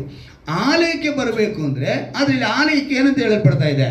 ಅವ್ರು ವಾಸ ಮಾಡಲ್ಲ ಅಂತ ಹೇಳಲ್ಪಡ್ತಾ ಇದೆ. ಭಕ್ತರು ನೋಡಿದ್ರೆ ಈ ರೀತಿ ವಾಸ ಮಾಡ್ತಾನೆ. ಈಗ 2 ವ್ಯತ್ಯಾಸನ ಕೆಲವು ಕ್ಷಣದಲ್ಲಿ ನಾವು ತಿಳಿದುಕೊಂಡು ಈ ಆರಾಧನೆ ಆಶ್ರಯವನ್ನು ಪಡೆದುಕೊಳ್ತೀವಿ. ಕೈಯಿಂದ ಕಟ್ಟಿದ ಗುಡಿಯಲ್ಲಿ ವಾಸ ಮಾಡಲ್ಲ ಅಂದ್ರೆ ಆತ್ಮಿಕ ಅರ್ಥ, ದೇವರ ಉದ್ದೇಶ ಮತ್ತು ಮನುಷ್ಯನು ಕಟ್ಟಿದ ಗುಡಿಗಳ ಕುರಿತು ಭಕ್ತರುಗಳ ಒಂದು ತೀರ್ಮಾನ, ಅವರು ತೆಗೆದುಕೊಂಡ ನಿರ್ಧಾರ ಆರಾಧನೆ ಮಾಡೋದಕ್ಕೆ. ಅಂದರೆ ಈಗ ನಾವು ಆತ್ಮಿಕವಾಗಿ ಅಲ್ಲ, ಲೌಕಿಕವಾಗಿ ಕೆಲವು ವಿಷಯಗಳು ನಿಮ್ಗೆ ಹೇಳ್ತೀನಿ. ಯಾವ ವಿಷಯವಾಗಿ? ಆತ್ಮಿಕವಾಗಿ ಅಲ್ಲ, ಲೌಕಿಕವಾಗಿ. ಪವಿತ್ರ ಸ್ಥಳ ಯಾವುದು, ಅಪವಿತ್ರ ಸ್ಥಳ ಯಾವುದು ಅಂತ ನಾವು ತಿಳ್ಕೋಬೇಕು. ಈಗ ನಾವು ಇರುವಂಥ ವಾಸಿಸುವ ಸ್ಥಳಗಳಲ್ಲಿ ಡಂಪಿಂಗ್ ಯಾರ್ಡ್ ಅಂದರೆ ಏನು? ಏನದು ಡಂಪಿಂಗ್ ಯಾರ್ಡ್ ಅಂದರೆ? ಕಸ ವಿಲೇವಾರಿ ಅಂತಾರೆ ಎಲ್ಲ, ತುಂಬ ಈ ಕಾರ್ಪೊರೇಷನ್ ತಗೊಂಡೋಗಿ ತುಂಬಿಸ್ತಾರಲ್ಲ, ಆ ಜಾಗ ಪವಿತ್ರ ಸ್ಥಳನ ಅಪವಿತ್ರ ಸ್ಥಳನ? ಅದು ಅಪವಿತ್ರ ಸ್ಥಳ. ಈಗೆಲ್ಲ ನಾವು ಮನೆಗಳಿಗೆ ಟಾಯ್ಲೆಟ್, ಶೌಚಾಲಯ ಕಟ್ಕೊಂಡಿದ್ದೀವಿ. ಒಂದು ಕಾಲ ನಮಗೆ ಏನಿತ್ತು? ಶೌಚಾಲಯ ಇರಲಿಲ್ಲ. ಮೋದಿ ಗೌರ್ಮೆಂಟ್ ಬಂದ ಮೇಲೆ ಶೌಚಾಲಯದ ಬಗ್ಗೆ ಬಹಳ ಪ್ರಾಮುಖ್ಯತೆ ಕೊಟ್ಟರು. ಶೌಚಾಲಯ ಬಗ್ಗೆ ಅಲ್ವಾ? ಮಲ ವಿಸರ್ಜನೆ ಅನ್ನೋದನ್ನೇ ಒಂದು ಸ್ಥಳ ಇರ್ತಿತ್ತು, ಬಯಲು ಅಲ್ವಾ? ಅದು ಪವಿತ್ರ ಸ್ಥಳನ ಅಪವಿತ್ರ ಸ್ಥಳನ? ಅದೇನದು? ಕರೆಕ್ಟಾ? ಸರಿ. ಈಗ ನಾವು ಸಿಟಿ ಒಳಗೆ ಬಂದ್ಬಿಡೋಣ. ಬಾರ್ ಇಟ್ಟಿರ್ತಾನೆ, ವೈನ್ ಸ್ಟೋರ್ ಇಟ್ಟಿರ್ತಾನೆ, ಲೈಟಿಂಗ್ ಎಲ್ಲ ಹಾಕಿದ್ದಾನೆ, ಒಳ್ಳೆ ಡೆಕೋರೇಷನ್ ಬಿಲ್ಡಿಂಗು. ಅದು ಪವಿತ್ರ ಸ್ಥಳನ ಅಪವಿತ್ರ ಸ್ಥಳನ? ಇವಾಗ ಲೌಕಿಕವಾಗಿ ಒಂದು ಸ್ಥಳನ ಪವಿತ್ರನ ಅಪವಿತ್ರ ಅಂತ ಡಿಸೈಡ್ ಮಾಡ್ತೀವಿ ನಾವು, ಕರೆಕ್ಟಾ? ಈಗ ಒಂದು ಸ್ಥಳದಲ್ಲಿ ಅಲ್ಲಿ ನಾವು ಏನೂ ದೇವರ ಕಾರ್ಯ ಮಾಡೋದಕ್ಕೆ ಸಾಧ್ಯ ಇಲ್ಲ. ಡಂಪಿಂಗ್ ಯಾರ್ಡಲ್ಲಿಲ್ಲ, ಮಲ ವಿಸರ್ಜನೆಗಿಲ್ಲ, ಕೆಲವು ಹಂದಿಗಳು ಮೇರುವಂಥ ಒಂದು ಕೆಸರು ಜಾಗ ಇರುತ್ತೆ, ಅಲ್ಲಿ ಮಾಡೋಕ್ಕಾಗತ್ತಾ? ಅಲ್ಲಿ ಆಗಲ್ಲ. ದನ ಕರುಗಳೆಲ್ಲ ಒಂದು ಕೆಳಗಡೆ, ಮೇಕೆಗಳೆಲ್ಲ ಒಂದು ಕೆಸರು ಜಾಗದಲ್ಲಿ ಇರ್ತವೆ, ಅಲ್ಲಿ ಹೋಗಿ ಏನಾದ್ರು ಮಾಡೋಕ್ಕಾಗತ್ತಾ? ಅಲ್ಲಿ ಕೂಡ ನಾವು ಮಾಡೋಕ್ಕಾಗಲ್ಲ. ಅಂದರೆ ಇವೆಲ್ಲವೂ ನಮ್ಮ ಲೆಕ್ಕದ ಪ್ರಕಾರ ಲೌಕಿಕವಾಗಿ ನಾನು ಹೇಳ್ತಾ ಇದ್ದೀನಿ, ಇದೆಲ್ಲ ಅಪವಿತ್ರ ಸ್ಥಳಗಳು. ಒಂದು ಒಳ್ಳೆ ಕಾರ್ಯ, ಒಂದು ಶುಭ ಕಾರ್ಯ ಮಾಡೋದಕ್ಕೆ ಸಾಧ್ಯ ಇಲ್ಲ. ಗಮನಿಸಬೇಕು, ಸ್ಥಳಗಳಲ್ಲಿ ದೇವರಿರಲ್ಲ ಏನೋ, ಆದರೆ ಆ ಸ್ಥಳಗಳಲ್ಲಿ ದೇವರ ಕಾರ್ಯ ನಡೆಸಲು ಆ ಸ್ಥಳ ಯೋಗ್ಯವಾಗಿರಬೇಕು. ಈಗ ಒಂದು ಸ್ಥಳದಲ್ಲಿ ದೇವರು ಇರಲ್ಲ ಆ ಸ್ಥಳದಲ್ಲಿ, ಆದರೆ ಆ ಸ್ಥಳ ದೇವರ ಕಾರ್ಯ ನಡೆಸೋದಕ್ಕೆ ಏನಾಗಿರ್ಬೇಕು, ಅದು ಯೋಗ್ಯವಾಗಿರ್ಬೇಕು. ಅದಕ್ಕೆ ನಾನು ಇಷ್ಟು ಉದಾಹರಣೆ ಕೊಟ್ಟಿದ್ದೆ. ಇವೆಲ್ಲವೂ ಕೂಡ ಯೋಗ್ಯವಾಗಿರೋದಂತ. ಅಂದರೆ ದೇವರನ್ನು ಆರಾಧಿಸಲು, ಆಲಯ ಕಟ್ಟಲು, ಸಭೆ ನಡೆಸಲು, ಒಳ್ಳೆ ಕಾರ್ಯ ಮಾಡೋದಕ್ಕೆ ಅಲ್ಲಿ ವಾತಾವರಣ ಸರಿಗಿರಬೇಕು, ಅನುಕೂಲವಾಗಿರಬೇಕು. ಅಲ್ಲಿ ವಾತಾವರಣ ಸರಿ ಇಲ್ಲ ಅಂದರೆ ಇಷ್ಟು ನಾನು ಹೇಳಿದ ಸ್ಥಳದಲ್ಲಿ ವಾತಾವರಣ ಸರಿ ಇರಲ್ಲ. ಈಗ ಹಾಲು ಮಾರೋ ಜಾಗ ಇದೆ, ಶುದ್ಧವಾಗಿರುತ್ತೆ ಹಾಲು ಮಾರೋ ಜಾಗ ಅಲ್ವಾ. ಒಂದು ಅನ್ನದಾನ ಮಾಡ್ತಾರೆ, ಅದೇನಾಗಿರುತ್ತೆ, ಶುದ್ಧವಾಗಿರುತ್ತೆ. ಹೀಗೆ ಅದು ಪವಿತ್ರನ ಕಾಣಿಸುತ್ತೆ. ಅದೇ ಈಗ ನಾನು ಹೇಳಿದ ಸ್ಥಳ ಮಲಮೂತ್ರ ವಿಸರ್ಜನೆ ಮಾಡೋದು, ಕೆಸರಿರುವಂಥ ಜಾಗ, ಅಂತ ಕಸ ಜಾಗ, ಅವೆಲ್ಲ ಏನಾಗಿದೆ, ಅಪವಿತ್ರತೆಯನ್ನು ತೋರಿಸ್ತಾರೆ. ಅಲ್ಲಿ ಒಳ್ಳೆ ವಾತಾವರಣನೇ ನಮ್ಗೆ ಕಾಣಿಸಲ್ಲ, ಒಂದು ಕೆಟ್ಟ ವಾತಾವರಣ, ದುರ್ವಾಸನೆಯಿಂದ ಕೂಡಿರುವಂಥ ಸ್ಥಳ. ಕೆಲವು ಆಸ್ಪತ್ರೆಗೆ ನಾವು ಹೋಗ್ತೀವಿ, ಆಸ್ಪತ್ರೆ ಸಹ ಕೆಲವು ಭಾಗ ಏನಾಗಿರುತ್ತೆ, ಶುದ್ಧವಾಗಿರುತ್ತೆ, ಕೆಲವು ಭಾಗ ಅಶುದ್ಧವಾಗಿರುತ್ತೆ. ಉದಾಹರಣೆಗೆ ನಿಮ್ಗೆ ಹೇಳ್ತೀನಿ, ಪೋಸ್ಟ್ ಮಾರ್ಟಮ್ ಮಾಡೋ ಜಾಗ ಅದು ಅಶುದ್ಧ. ಮಾರ್ಚುರಿ ಏನದು, ಅಶುದ್ಧ. ಅಲ್ಲಿ ಹೋಗಿ ನಾವು ಆರಾಧನೆ ಮಾಡ್ತೀವಿ ಅಂತ ಹೇಳೋಕ್ಕಾಗುತ್ತಾ? ಮಾರ್ಚುರಿನಲ್ಲಿ ಅದು ಪೋಸ್ಟ್ ಮಾರ್ಟಮ್ ಜಾಗದಲ್ಲಿ ಮಾಡೋಕ್ಕಾಗುತ್ತಾ? ಆದರೆ ಆಸ್ಪತ್ರೆಯಲ್ಲಿ ಕೆಲವು ಸ್ಥಳ ಶುದ್ಧವಾಗಿದೆ, ಕೆಲವು ಅಂದರೆ ಲೌಕಿಕವಾಗಿ ನಾವು ಕೆಲವು ಸ್ಥಳಗಳನ್ನ ಪವಿತ್ರ ಅಪವಿತ್ರ ಅಂತೇಳಿ ಫಿಕ್ಸ್ ಮಾಡ್ತಾ ಇದ್ದೀವಿ. ಈ ಜ್ಞಾನ ದೇವರು ನಮಗೆ ಕೊಟ್ಟಿದ್ದಾರೆ. ದೇವರ ಸ್ಥಳದಲ್ಲಿರಲ್ಲ, ಆದರೆ ನಾವು ಒಂದಾಗಿ ಕೂಡುವಾಗ ನಮ್ಮಲ್ಲಿ ದೇವರು ಏನು ಮಾಡ್ತಾರೆ, ಏನಂತ ಹೇಳಿದ್ರು, ಎಲ್ಲಿ ಇಬ್ಬರು ಮೂವರು ಕೂಡಿರುತ್ತಾರೋ ಅವರ ನಡುವೆ ನಾನು ಇರುತ್ತೇನೆ ಅಂತ ಹೇಳಿದ್ರು. ಬರುತ್ತೇನೆ ಅಂತ ಹೇಳಿಲ್ಲ. ಈಗ ನಾವಿಲ್ಲಿ ಕೂಡಿದೀವಿ ಅಂದರೆ ಅವ್ರು ನಮ್ಮ ನಡುವೆ ಇರ್ತೀನಿ ಅಂತ ಹೇಳಿದ್ರು. ಇಲ್ಲಿ ಯಾವಾಗ ದೇವರು ಬರ್ತಾರೋ ಅಲ್ಲೇನು ಬರುತ್ತೆ, ಸಮಾಧಾನ ಬರುತ್ತೆ.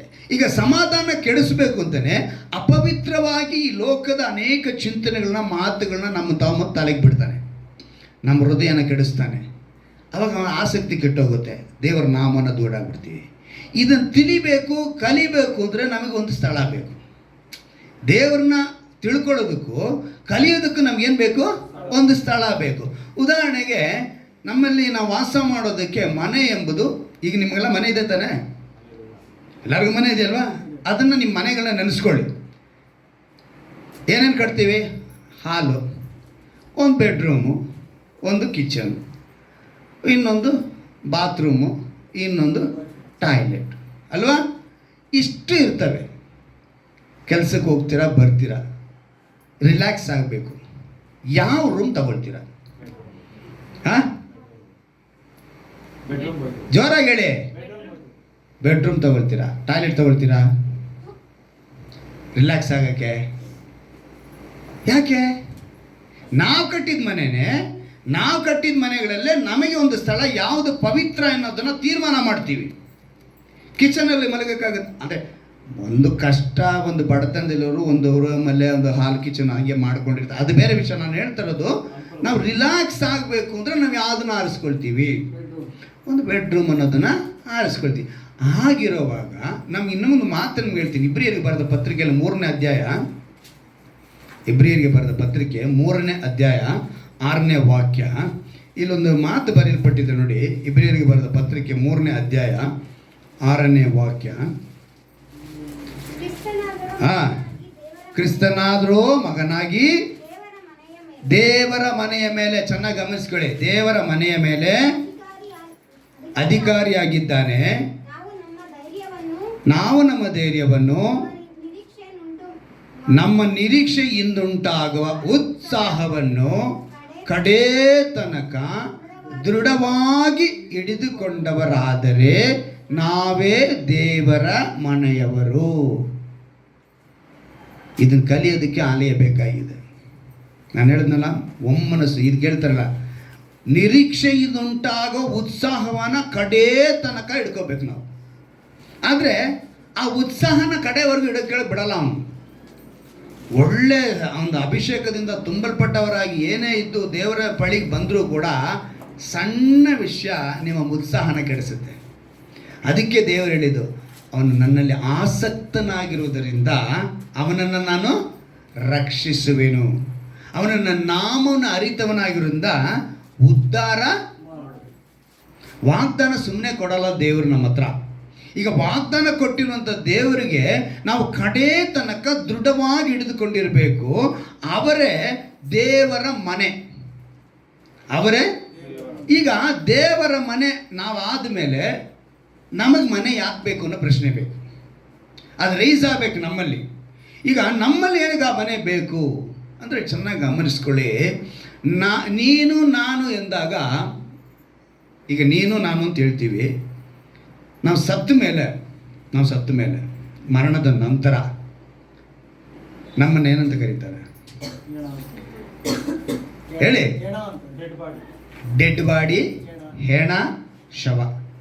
ಬಂದ್ರವರು ಹೇಳ್ತಾರೆ, ಏನೋ ಹೇಳ್ತಾರೆ, ಒಬ್ರಿಗೊಬ್ರು ಮಾತನಾಡ್ಕೊಳ್ಳುವಾಗ, ಒಳ್ಳೆ ವ್ಯಕ್ತಿ ಯಾರು ಮುನಿಯಪ್ಪ ಹೋಗ್ಬಿಟ್ಟ, ಏನಂತ ಹೇಳ್ತಾರೆ? ಎಲ್ಲಿಗೆ ಹೋಗ್ಬಿಟ್ಟ? ಹೋಗಿದ್ಯಾರು? ಅವನ ಆತ್ಮ. ಆ ಶರೀರದಿಂದ ಆತ್ಮ ಹೋಯ್ತಲ್ಲ, ಆ ಆತ್ಮಕ್ಕೆ ಹೆಸರು ಮುನಿಯಪ್ಪ ಅಂತ, ಅಥವಾ ಅಲೆಕ್ಸಾಂಡರ್ ಅಂತ, ಅಥವಾ ಮೈಕಲ್ ಅಂತ. ಈ ಭೂಮಿ ಮೇಲೆ ಯಾರ್ಯಾರು ಏನೇನು ಹೆಸರು ಇಟ್ಕೊಂಡಿರ್ತಾರೋ ಅವನು ಹೋಗ್ಬಿಟ್ಟ ಅಂತ ಹೇಳಿದ್ರೆ ಆ ಆತ್ಮಕ್ಕೆ ಹೆಸರು ಅದೇ. ಆದರೆ ಬಾಡಿಗೆ ಏನಂತ ಹೆಸರು? ನೆಕ್ಸ್ಟು ಇಷ್ಟೇ ವ್ಯತ್ಯಾಸ. ಈ ಬಾಡಿಗೆ ಏನಂತ ಹೇಳ್ಬಿಡ್ತೀವಿ ನಾವೀಗ? ಶವ. ಈಗ ಶವ ಆಗಿ ಬಿದ್ದಿರೋದನ್ನ ಯಾವಾಗ ಬಾಡಿ ಎತ್ತೀರಾ ಅಂತಾರೆ. ಅದು ಎಷ್ಟೇ ತಂದೆ ಆಗಿರಲಿ, ಏನೇ ತಾಯಿ ಆಗಿರಲಿ, ಏನೇ ಪ್ರೀತಿ ಇದ್ರೂ ಕೂಡ ಅದನ್ನ ಏನು ಮಾಡ್ತಾರೆ? ಶವ ಅಂತಾರೆ. ಈಗ ನಮಗೆ ಚೆನ್ನಾಗಿ ಅರ್ಥ ಮಾಡ್ಕೊಳ್ಬೇಕು, ಆತ್ಮಕ್ಕೆ ಹೆಸರಿದೆ, ದೇಹಕ್ಕೆ ಇಲ್ಲ. ಆತ್ಮಕ್ಕೆ ಮನೆ ಬೇಕು, ಅದೇ ಈ ಶರೀರ. ಅರ್ಥ ಮಾಡ್ಕೊಳ್ಳಿ. ಈಗ ಆತ್ಮಕ್ಕೆ ಏನು ಬೇಕು? ಒಂದು ಮನೆ ಬೇಕು. ಆ ಮನೆಯೇ ಈ ಶರೀರ. ನಾನು ಲಾಸ್ಟ್ ಟೈಮ್ ನಾವು ಕಳೆದ ವಾರದಲ್ಲಿ ನೋಡಿದ್ದೀವಿ, ಕೊನೆಯಲ್ಲಿ ದೆವ್ವವು ಮನುಷ್ಯನ ಬಿಟ್ಟು ಹೋದ ಮೇಲೆ ಆ ಮನೆ ತುಂಬ ಶೃಂಗಾರವಾಗಿ ಅಲಂಕಾರವಾಗಿತ್ತು. ನೋಡ್ತಂತೆ, ಹೋಗಿ ಏನು ಮಾಡ್ತಾರೆ, ರಿಟರ್ನ್ ಬರುವಾಗ ಇನ್ನು 7 ಕರ್ಕೊಂಡ್ಬಂದು ಇನ್ನು ಆಳ್ವಿಕೆ ಸ್ಟ್ರಾಂಗ್ ಮಾಡ್ಕೊಂತು. ಅಂದರೆ ಇಲ್ಲಿ ಬರೋಂದು ವಾಸ ಮಾಡೋದಕ್ಕೆ, ಒಂದು ಆತ್ಮ ಬಂದು ವಾಸ ಮಾಡೋದಕ್ಕೆ ಇದೇನಾಗಿದೆ? ಶರೀರ. ಅದಕ್ಕೆ ದೇವರು ಹೇಳಿದ್ದು, ರೋಮಾಪುರದಲ್ಲಿ ಹೇಳ್ತಾರೆ, ನಿಮ್ಮ ದೇಹವನ್ನು ದೇವರಿಗೆ ಮೀಸಲಾಗಿಯೂ ಮೆಚ್ಚುಗೆಯಾಗಿಯೂ ಸಜೀವ ಯಜ್ಞವಾಗಿ ಸಮರ್ಪಿಸಿರಿ. ಅರ್ಥ ಆಯ್ತರ? ಈ ದೇಹ ಯಾರಿಗೆ ಸಜೀವಾಗಿ ಅನಿಪಿಸೋದು? ಈ ದೇಹ ದೇವರ ಆತ್ಮನು ವಾಸ ಮಾಡುವಂಥ ಸ್ಥಳ. ಈಗ ಇದು ವಾಸ ಮಾಡ್ತಾ ಇದೆಯಪ್ಪ ಅಲ್ವಾ? ಚೆನ್ನಾಗಿ ಗಮನಿಸ್ಕೋಬೇಕು. ನೀವು ಗಮನಿಸೋದು ಬಿಟ್ಬಿಟ್ರೆ ಎಲ್ಲಿಗೆ ಹೊರಟೋಗ್ತೀವಿ ಅಲ್ವಾ? ಈಗ ಮುಖ್ಯವಾಗಿ ಒಂದು ಮಾತು ಹೇಳ್ತೀನಿ. 3ನೇ ಅಧ್ಯಾಯ 16ನೇ ವಾಕ್ಯ, 1 ಕೊರಿಂಥ. 1 ಕೊರಿಂಥದವರಿಗೆ 3:16. 1 ಕೊರಿಂಥದವರಿಗೆ 3ನೇ. ನಾವೇನಾಗಿದ್ದೀವಂತೆ? ಈಗ ನಾವು ದೇವರ ಆಲಯವಾಗಿದ್ದೀವಿ. ಆಮೇಲೆ ನೆಕ್ಸ್ಟ್ ಓದಿ. ಆತ್ಮನು ನಿಮ್ಮಲ್ಲಿ ವಾಸ ಮಾಡುತ್ತಾನೆಂದು ನಮಗೆ ಗೊತ್ತಿಲ್ಲವೋ? ಯಾವನಾದರೂ ದೇವರ ಆಲಯವನ್ನು ಕೆಡಿಸಿದರೆ ದೇವರು ಅವನನ್ನು ಕೆಡಿಸುವನು. ಯಾಕೆಂದರೆ ದೇವರ ಆಲಯವು ಪವಿತ್ರವಾದದ್ದು. ಅದಕ್ಕೆ ದೇವರು ಈ ಶರೀರನ ಶುದ್ಧವಾಗಿ ಇಟ್ಕೊಡಿ ಅಂತಾರೆ. ಈ ಶರೀರ ನಾವು ಮಲಿನಪಡಿಸುವ ಹಾಗಿಲ್ಲ, ಹೊಲಸು ಪಡಿಸುವ ಹಾಗೆ ಇಲ್ಲ. ನಾವು ಇದನ್ನು ಶುದ್ಧವಾಗಿ ಇಟ್ಕೋಬೇಕು. ಆತ್ಮಕ್ಕೆ ಮನೆ ಯಾವುದಾಯಿತು ಇವಾಗ ಗೊತ್ತಾಗ್ದಂಗೆ? ಶರೀರ ಆಗೋಯ್ತು ಅಲ್ವಾ? ಈ ಶರೀರಕ್ಕೆ ಮನೆ ನಾವು ಕಟ್ಟಿದ ಮನೆ. ಹಲ್ಲೆಲೂಯಾ. ಈ ಶರೀರಕ್ಕೆ, ಈ ಶರೀರ ಇರೋದಕ್ಕೆ ಮನೆ ಬೇಡ ಅನ್ನೋರು ಕೈ ಎತ್ತಿ. ಈ ಶರೀರಕ್ಕೆ ಮನೆ ಬೇಡ ಅನ್ನೋರು ಕೈ ಎತ್ತಿ. ಬೇಕೇ ಬೇಕಾ? ಸೊ ಈಗ ನಾವು ಇವಾಗ ಏನಾಗಿದ್ದೀವಿ? ದೇವರ ಆಲಯ.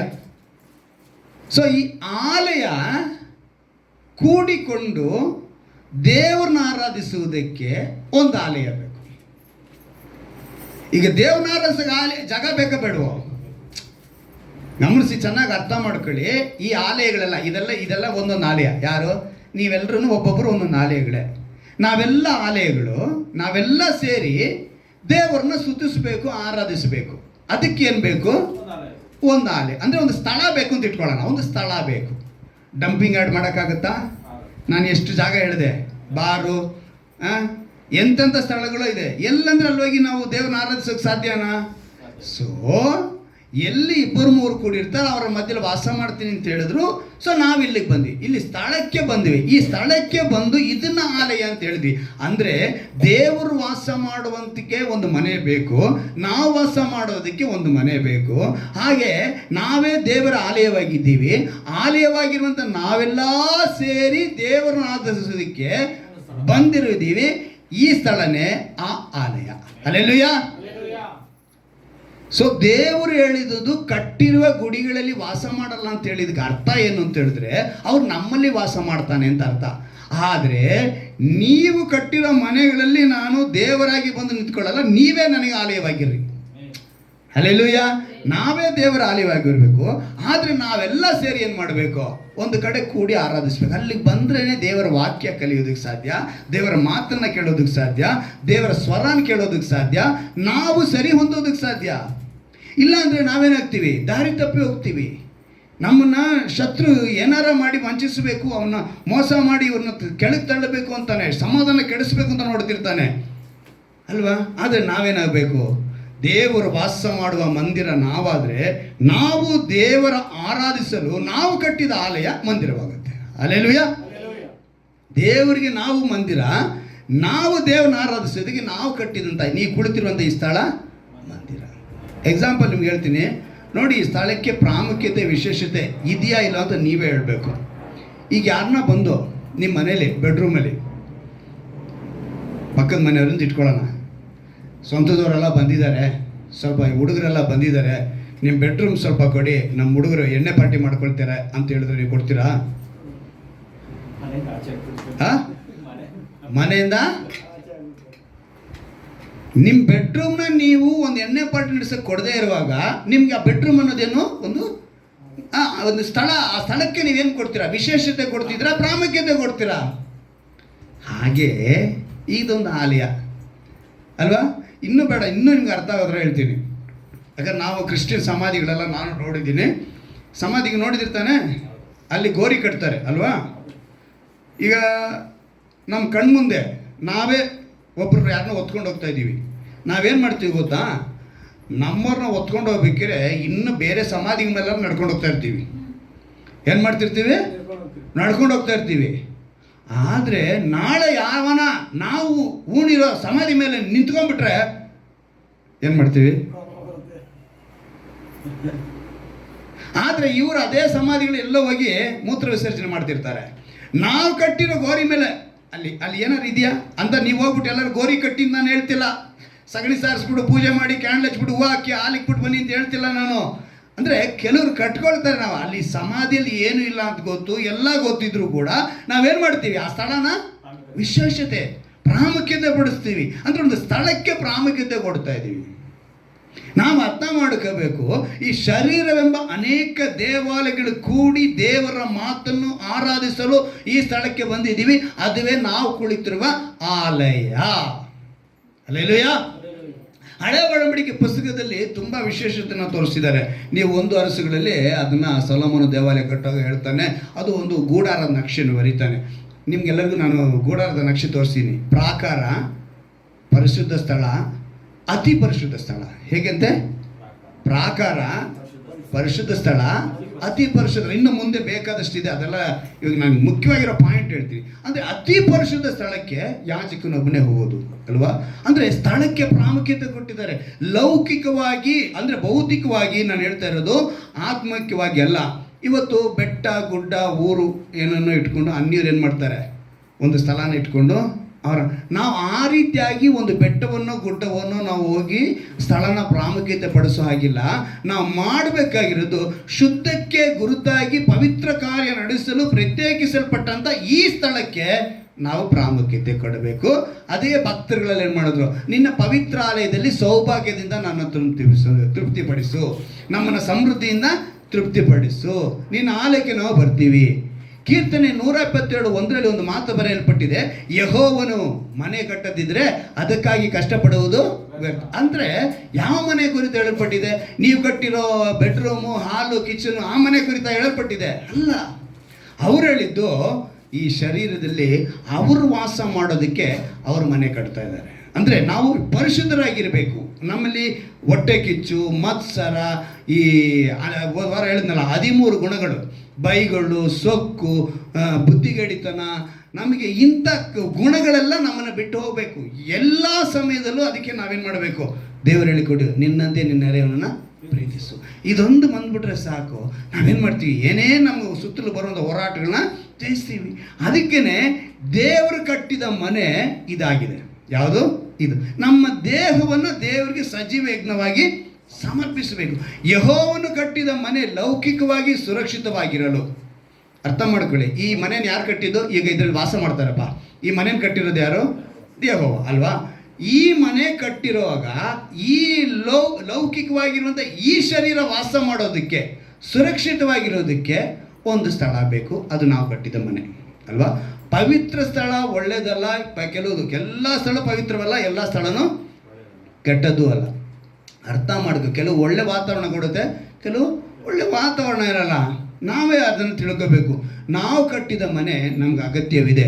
ದಾವೀದನ ಅನುಭವ, ಮಂದಿರಕ್ಕೆ ಹೋಗೋಣ ಅಂತ ಹೇಳಿದ ತಕ್ಷಣ 172 ಕೀರ್ತನೆಯಲ್ಲಿ 1ನೇ ಅಧ್ಯಾಯದಲ್ಲಿ ಮಾತು ಹೇಳ್ತಾನೆ, ಅವನಿಗೆ ಸಂತೋಷ ಅಂತ ಹೇಳ್ತಾನೆ. ಏನಂತೆ? ಯೆಹೋವನ ಮಂದಿರಕ್ಕೆ ಹೋಗೋಣ ಬಾ ಅಂತ ಹೇಳಿದ ತಕ್ಷಣ ನನಗೆ ಸಂತೋಷವಾಯಿತು ಅಂತ ಹೇಳ್ತಾನೆ. ಅಂದರೆ ದಾವೀದನ ಅನುಭವ. ಕೀರ್ತನೆ 84:10 ಹೇಳಿದೆ, ನಿನ್ನ ಆಲಯದಲ್ಲಿ ಒಂದು ದಿವಸ ಹೆಂಗಂತೆ 1000 ದಿನಗಳಿಗೆ ಸಮ ಅಂತ ಹೇಳ್ತಾನೆ, 1000 ದಿನಕ್ಕೆ ಸಮ ಅಂತ ಹೇಳ್ತಾನೆ.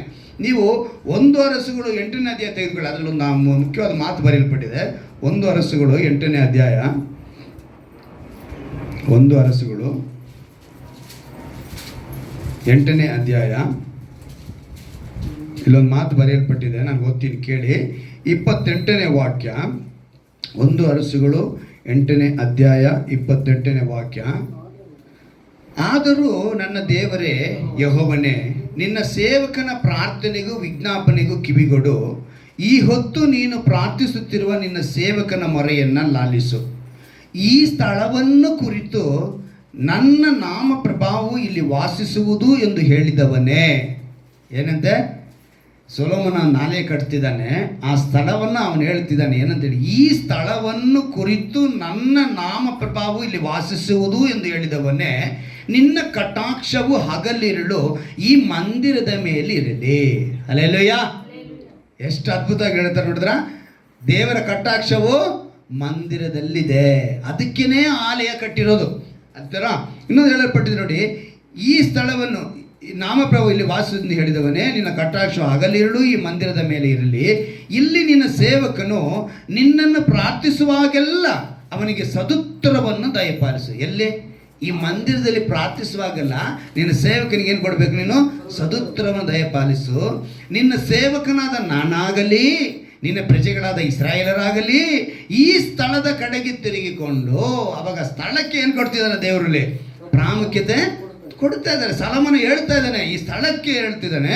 ಈ ಸ್ಥಳಕ್ಕೆ ಬಂದಾಗ ಅವನು ಹೇಳ್ತಾನೆ, ಈ ಸ್ಥಳದ ಕಡೆಗೆ ತಿರುಗಿಕೊಂಡು ನಿನ್ನನ್ನು ಪ್ರಾರ್ಥಿಸುವವರಾದರೆ ನಿನ್ನ ನಿವಾಸವಾಗಿರುವ ಪರಲೋಕದಿಂದ ನಮ್ಮ ಬಿನ್ನಹವನ್ನು ಕೇಳಿ ಕ್ಷಮೆಯನ್ನು ಅನುಗ್ರಹಿಸು. ಅಲ್ಲಿಗೆ ಯಾವ ಸಂದರ್ಭದಲ್ಲಿ ಯಾರಿಗೆ ಯಾವ ಮಾತನ್ನ ಹೇಳೋದು ಅಂತ ಸರಿಯಾಗಿ ಅರ್ಥ ಮಾಡಿಕೊಂಡು, ಮನುಷ್ಯನ ಕೈಯಿಂದ ಕಟ್ಟಿರೋ ಗುಡಿಗಳಲ್ಲಿ ವಾಸ ಮಾಡಲ್ಲ. ನೀವು ನನಗೆ ಎಂಥ ಮನೆ ಕಟ್ತೀರಾ ಅಂತ ದೇವರು ಪ್ರಶ್ನೆ ಮಾಡೋದಕ್ಕೆ ಉದ್ದೇಶ ಏನು ಅಂತ ಹೇಳಿದ್ರೆ, ಅವರು 4 ಗೋಡೆ ಕಟ್ಟಿರೋದು ಈ ಮನೆಯ ಕುರಿತು ಹೇಳಿದ್ದಾರೆ ಹೊರತು ನಿಮ್ಮ ಶರೀರದಲ್ಲಿ ವಾಸ ಮಾಡಲ್ಲ ಅಂತ ಅವ್ರು ಹೇಳಿಲ್ಲ. ಅವ್ರು ಹೇಳಿದ್ದು ನಮ್ಮ ಶರೀರದಲ್ಲಿ, ಈ ಒಂದು ಶರೀರ ಅವರಿಗೆ ಸಜೀವ ಯಜ್ಞವಾಗಿ ಅರ್ಪಿಸಿದ್ರೆ ಅವರು ಇದರಲ್ಲಿ ವಾಸ ಮಾಡ್ತಾರೆ. ನಾವು ವಾಸ ಮಾಡೋದಕ್ಕೆ, ನಾವು ದೇವರನ್ನ ಆರಾಧಿಸುವುದಕ್ಕೆ, ನಾವು ವಾಸ ಮಾಡೋದಕ್ಕೆ ನಾವಿರುವಂಥ ಮನೆ ದೇವರನ್ನ ಆರಾಧಿಸುವುದಕ್ಕೆ ದೇವರ ಆಲಯ. ಹಲ್ಲೆಲೂಯಾ! ಚೆನ್ನಾಗಿ ಅರ್ಥ ಮಾಡಿಕೊಂಡ್ರೆ, ಮೋಶೆ ದೇವರ ಬಳಿ ಅಲ್ಲಿ ಮೇಲೆ ಹೋದರು, ಬೆಟ್ಟದ ಹತ್ರ. ನೀನು ನಿಂತಿರೋ ಸ್ಥಳ ಪರಿಶುದ್ಧ ಸ್ಥಳ ಅಂದರು. ಏನಂತ ಹೇಳಿದ್ರು? ನೀನು ನಿಂತಿರುವಂಥ ಸ್ಥಳ ಚಪ್ಪಲಿನ ಬಿಟ್ಟು ಬಾ ಅಂದರು ಅಲ್ವಾ? ಎಲ್ಲರಿಗೂ ನಮ್ಗೆ ಗೊತ್ತಿದೆ ವಿಷಯ. ಆತನು ಕೂಡ ಚಪ್ಪಲಿ ಬಿಟ್ಟು ಬಂದ. ಈ ಪಾಯಿಂಟ್ನ ತುಂಬ ಜನ ಹಿಡ್ಕೊಳ್ತಾರೆ. ಈಗ ಹೊಸ ಒಡಂಬಡಿಕೆ ಪ್ರಕಾರ ದೇವರು ನಾವೇನಾಗಿದ್ದೀವಿ? ವಾಸ ಮಾಡುವಾಗಿವಿ. ಇವಾಗ ಅವ್ರು ಎಲ್ಲಿ ನಿಂತಿದ್ದಾರೆ? ನಮ್ಮಲ್ಲಿ ನಿಂತಿದ್ದಾರೆ. ನಾವ್ಯಾರು ಚಪ್ಪಲಿ ಹಾಕ್ತಾ ಇಲ್ವಾ? ಚಪ್ಪಲಿ ಹಾಕ್ತಿದೀವಾ ಆಗ್ತಿಲ್ವಾ? ಯಾಕೆ ಹಾಕ್ಬೇಕು ನಾವು? ಈಗ ಅವ್ರು ನಿಂತಿರೋ ಸ್ಥಳ ಅಲ್ವಾ ಇದು? ಈಗ ಅಲ್ಲಿ ಮೋಶೆ ನಿಂತಿದ್ದಾಗ ಅಲ್ಲಿ ಏನಂತ ಹೇಳಿದ ಮಾತು ದೇವರು, ನೀನು ನಿಂತಿರೋ ಸ್ಥಳ ಪರಿಶುದ್ಧ ಸ್ಥಳ, ಚಪ್ಪಲಿ ಬಿಡಪ್ಪ ಅಂದರು. ಇವಾಗ ಇದೇ ರೀತಿಯಾಗಿ ಈ ಶರೀರದಲ್ಲಿ ದೇವರು ನಿಂತಿದ್ದಾರೆ, ನೀನು ಇವಾಗ ಚಪ್ಪಲಿ ಹಾಕೋಬೇಕಾ ಬೇಡವಾ? ಸರಿಯಾಗಿ ಅರ್ಥ ಮಾಡಬೇಕು. ನಮಗೆ ಕಾಮನ್ ಸೆನ್ಸ್ ಅನ್ನೋದು ಇರಬೇಕು, ಸಾಮಾನ್ಯ ಜ್ಞಾನ ಇರಬೇಕು. ಅದು ಆವತ್ತಿನ ದಿವಸದಲ್ಲಿ ಅವ್ರು ನಿಂತಿರುವಂಥ ಸ್ಥಳದಲ್ಲಿ ಅವ್ರಿಗೆ ಹೇಳಿದಂಥ ಮಾತು. ಇವತ್ತು ನಮ್ಮಲ್ಲೇ ವಾಸ ಮಾಡ್ತಾ ಇರ್ಬಿಟ್ಟು ನಾವು ಯಾರು ಚಪ್ಪಲಿ ಹಾಕಿದ್ರೆ ಹಂಗೆ ಬರೀ ಚಪ್ಪಲಿಗಳು ಓಡೋಕ್ಕಾಗುತ್ತಾ? ಚಪ್ಪಲಿ ಹಾಕೊಳ್ಳಿ ಅಂದರೆ ಜ್ಞಾನವನ್ನು ಉಪಯೋಗಿಸಿ, ಕಾಮನ್ ಸೆನ್ಸ್ ಉಪಯೋಗಿಸಿ. ಇವಾಗ ನಾವು ಆಲಯಕ್ಕೆ ಬರ್ತೀವಿ, ಚಪ್ಪಲಿ ಹೊರಗೆ ಬಿಡ್ತೀವಿ. ಕೆಲವು ಸಭೆ, ನಮ್ಮ ಈ ಸಭೆಗಳಲ್ಲಿ ಕೆಲವು ಕಡೆ ಚಪ್ಪಲಿ ಹಾಕ್ಕೊಂಡು ಚರ್ಚ್ಗಳಿಗೆ ಹೋಗ್ತಾರೆ, ಶೂ ಹಾಕೊಂಡೇ ಹೋಗ್ತಾರೆ. ಇವಾಗ ಅಲ್ಲಿಗೆ ಪವಿತ್ರ ಸ್ಥಳ ಬೇರೆ. ಯಾರು ಈ ಪುಲ್ಪಿಟ್ ಅಂತಾರಲ್ಲ, ಇದನ್ನೇ ಅವರು ಪರಿಶುದ್ಧ ಸ್ಥಳವಾಗಿ ಅನಿಸುತ್ತಾರೆ. ಮಿಕ್ಕಿದೆಲ್ಲ ಅಶುದ್ಧ ಸ್ಥಳ ಅಂತ ಹೇಳಲ್ಲ, ಅದೇನಾಗಿರುತ್ತೆ ಅಲ್ಲಿ ಬಂದು ಹೋಗುವಂಥ ಸ್ಥಳ. ಅರ್ಥ ಆಯ್ತಾ? ಸೊ ನಾವು ಒಂದು ವೇಳೆ ಶೂ ಹಾಕ್ಕೊಂಡು ಹೋಗೋದು ಬಿಡೋದನ್ನು ಯಾರನ್ನೂ ನಾವು ವಿಮರ್ಶೆ ಮಾಡೋದು ಬೇಡ. ನಮ್ಮ ಸ್ಥಳ ಹೇಗಿದೆ, ಈ ಸ್ಥಳನ ಪವಿತ್ರ ಮಾಡ್ಕೊಂಡು, ಹಾಗಾದರೆ ನಾವು ಪ್ರತಿಯೊಬ್ಬರು ದೇವರು ಹೇಳುವಂಥ ಮಾತು, ಕೀರ್ತನೆ 104ರಲ್ಲಿ ಒಂದು ಮಾತು ಹೇಳ್ತಾರೆ ನೋಡಿ. ಕೀರ್ತನೆಗಳು 104ನೇ ಅಧ್ಯಾಯ 100ನೇ ಅಧ್ಯಾಯ 4ನೇ ವಾಕ್ಯ ಒಂದು ಮಾತು ಬರೀ ನೋಡಿ. ಕೃತಜ್ಞತಾ ಸ್ಥಿತಿಯೊಡನೆ ಆತನ ಮಂದಿರ ದ್ವಾರಗಳಿಗೂ, ಕೀರ್ತನೆಯೊಡನೆ ಆತನ ಅಂಗಳಗಳಿಗೂ ಬನ್ನಿರಿ, ಆತನ ಉಪಕಾರ ಸ್ಮರಿಸಿರಿ, ಆತನ ನಾಮವನ್ನು ಕೊಂಡಾಡಿರಿ. ಇಲ್ಲಿ ಕೃತಜ್ಞತಾ ಸ್ತುತಿಯೊಂದಿಗೆ ಮಂದಿರದೊಳಗೆ ಬರಬೇಕು, ಕೀರ್ತನೆಯೊಂದಿಗೆ ಆತನ ಅಂಗಳದಲ್ಲಿ ಇರಬೇಕು, ಉಪಕಾರನ ಸ್ಮರಿಸಬೇಕು, ಆತನ ನಾಮವನ್ನು ಕೊಂಡಾಡಬೇಕು. ಅದಕ್ಕೆ ಅಲ್ಲಿಗೆ ಬರೋದು. ಕೃತಜ್ಞತಾ ಸ್ತುತಿ ಹೇಳಬೇಕು, ಕೀರ್ತನೆ ಹಾಡು ಹೇಳಬೇಕು. ಈ ಹಾಡು ಹೇಳೋ ವಿಷಯದಲ್ಲೇ ಸುಮಾರು ಗಲಿಬಿಲಿಗಳು. ನಿನಗಿಂತ ನಾನು ದೊಡ್ಡವನ, ನನಗಿಂತ ನಾನು ಮೂರ್ತಿಗೊಂದು ಮಾತು ಹೇಳಿದೆ ಇವತ್ತು. ಇಷ್ಟು ದಿವಸದಲ್ಲಿ ನೀನು ಇವತ್ತು ಈ ಹಾಡನ್ನ ಪರ್ಫೆಕ್ಟಾಗಿ ಹಾಡಿದೆ. ಯಾವ ಹಾಡು? ಅಬ್ರಹಾಮನ. ಇವತ್ತೇ ಸರಿಯಾಗಿ ಅದು ಮೇಲೆ ಎಲ್ಲಿ ಹತ್ತಿಸ್ಬೇಕು, ಎಲ್ಲಿ ಇಳಿಸ್ಬೇಕು ಅನ್ನೋದನ್ನು ಪರ್ಫೆಕ್ಟಾಗಿ ಹತ್ರ ಒಂದು 2 ವರ್ಷದ ಮೇಲೆ ಆಯ್ತು ನಾವು ಹಾಡು ಅಲ್ವಾ. ಕಲಿಯೋದಕ್ಕೆ ಬಹಳ ಕಷ್ಟಪಡಬೇಕಾಗುತ್ತೆ. ನಾವೆಲ್ಲರೂ ಕೂಡ ನಿಪುಣರಲ್ಲ, ಪರಿಣಿತರಲ್ಲ. ಆದರೆ ಕೆಲವು ಸಮಯ ಕಹಿ ಉಂಟಾಗ್ಬೋದು. ನಾವು ಏನಾದ್ರು ಹೇಳುವಾಗ ಕೆಲವರಿಗೆ ಕಹಿ ಆಗ್ಬೋದು. ಆದರೆ ನಾವೇನು ಮಾಡಬೇಕು, ಅದನ್ನು ಸಮಾಧಾನವಾಗಿ ತೆಗೆದುಕೊಳ್ಬೇಕು. ಅದಕ್ಕೇ ನಾನು ಯೇಷನ ಅಂಥ ಕಾಲಗಳು ಕೂಡಿ ಬರೋವರೆಗೂ ಈ ಲೋಕವೆಂಬ ಕತ್ತಲೆಯನ್ನು ಜಯಿಸುವುದಕ್ಕೂ, ಈ ಲೋಕದಲ್ಲಿರುವಂಥ ಲೌಕಿಕ ಕಾರ್ಯಗಳನ್ನು, ಶರೀರದ ಆಸೆ, ಕಣ್ಣಿನ ಆಸೆ, ಲೋಕದ ಬದುಕು ಬಾಳಿನ ಡಂಬ, ಇವುಗಳನ್ನೆಲ್ಲ ಜಯಿಸೋದಕ್ಕೆ ಈ ಲೋಕದ ತಂದೆಯು ನಮ್ಮನ್ನು ಏನಾರು ಮಾಡಬೇಕು, ಅದರಲ್ಲಿ ಹಳ್ಳದಲ್ಲಿ ಬೀಳಿಸ್ಬೇಕು ಅಂತೇಳಿ ಹೋರಾಡ್ತಿರ್ತಾನೆ. ಈಗ ವೈಫೈ ಎಲ್ಲರಿಗೂ ಗೊತ್ತಲ್ಲ, ವೈಫೈ ಅದಕ್ಕೊಂದು ರೋಟರ್ ಅಂತೇಳಿ ಕೊಡ್ತಾನೆ. ಅದು ಇಟ್ಟರೆ ನೀವು ಎಷ್ಟು ನಮಗೆ ಒಂದು ವಲಯ, ಒಂದು ಇಷ್ಟೇ ಜಾಗದಲ್ಲಿ ಏನಾಗುತ್ತೆ, ಅದು ವರ್ಕ್ ಆಗುತ್ತೆ. ಆ ವರ್ಕು ನೀವು ಆಚೆ ಹೋದರೆ ಹಾಗೆಯೇ ಇದು ಪವಿತ್ರ ಸ್ಥಳ. ಇಲ್ಲಿ ಬಂದರೆ ನಿಮಗೆ ಪವಿತ್ರ ಸ್ಥಳದಲ್ಲಿ ಏನು ಸಿಗುತ್ತೆ, ಆ ಒಂದು ಅನುಭವ ಸಿಗುತ್ತೆ. ಸೂಲಿಬೆಲೆ ಬಸ್ ಸ್ಟ್ಯಾಂಡಲ್ಲಿ ಹೋಗ್ಬಿಟ್ಟು ನಾನು ಅಲ್ಲಿ ಕೈ ಎತ್ಕೊಂಡು ಹಿಂಗೆ ಪ್ರೇಯರ್ ಮಾಡ್ತೀನಿ, ಇದೇ ಪ್ರಸನ್ನತೆ ಅಲ್ಲಿ ಬೇಕು ಅಂದರೆ ಬರುತ್ತಾ? ಬರಲ್ಲ. ನೀನು ಯಾವುದೋ ಒಂದು ಸ್ಥಳದಲ್ಲಿ ಹೋಗಿ ನೀನು ಡಂಪಿಂಗ್ ಆಡಲ್ಲಿ ಅಥವಾ ಕೊಳಕು ಪ್ರದೇಶದಲ್ಲಿ ಹೋಗಿ ನೀನು ಅಲ್ಲಿ ದೇವರ ನಾಮನ ಮಹಿಮೆ ಪಡಿಸ್ಬೋದೇ ಹೊರತು ಪ್ರಸನ್ನತೆ ನೀನು ಕಾಣೋಕ್ಕಾಗಲ್ಲ. ದೇವರು ಎಲ್ಲ ಸ್ಥಳಕ್ಕೂ ಬರೋಕ್ಕೆ ಸಾಧ್ಯ. ಇವತ್ತು ಸೂಲಿಬೆಲೆಯಲ್ಲಿ ಇವಾಗ ಈಗ ನಮ್ಮ ಮಧ್ಯದಲ್ಲಿ ಇದ್ದಾರೆ ಅಂತ ಹೇಳಿದ್ರೆ ಅಮೇರಿಕನಲ್ಲೂ ಇರ್ತಾರೆ. ಅವರಿಗೆ ಸರ್ವವ್ಯಾಪಿ, ಕೂಡಿ ಬಂದಿರೋ ಎಲ್ಲರ ಮಧ್ಯದಲ್ಲಿ ಅವ್ರು ವಾಸ ಮಾಡೋರಾಗಿರ್ತಾರೆ. ಅಂದರೆ ನಾವು ತಿಳ್ಕೋಬೇಕು, ಈ ಸ್ಥಳ ಪವಿತ್ರ ಸ್ಥಳ. ಅಂದರೆ ದೇವರನ್ನು ಆರಾಧಿಸುವುದಕ್ಕೆ ಒಂದು ಸ್ಥಳವನ್ನು ತೆಗೆದುಕೊಂಡಿದ್ದೀವಿ. ಈ ಸ್ಥಳಕ್ಕೆ ಅದು ಪ್ರಾಮುಖ್ಯತೆ. 132ನೇ ಕೀರ್ತನೆಯಲ್ಲಿ ಒಂದು ಮಾತು ಬರೆಯಲ್ಪಟ್ಟಿದೆ ನೋಡಿ. 132ನೇ ಕೀರ್ತನೆಯಲ್ಲಿ ಒಂದು ಮಾತು ಬರೆಯಲ್ಪಟ್ಟಿದೆ. ಒಂದು ಅದ್ಭುತವಾದ ಮಾತು ಇದ್ದಿದ್ದು 14ನೇ ವಾಕ್ಯ.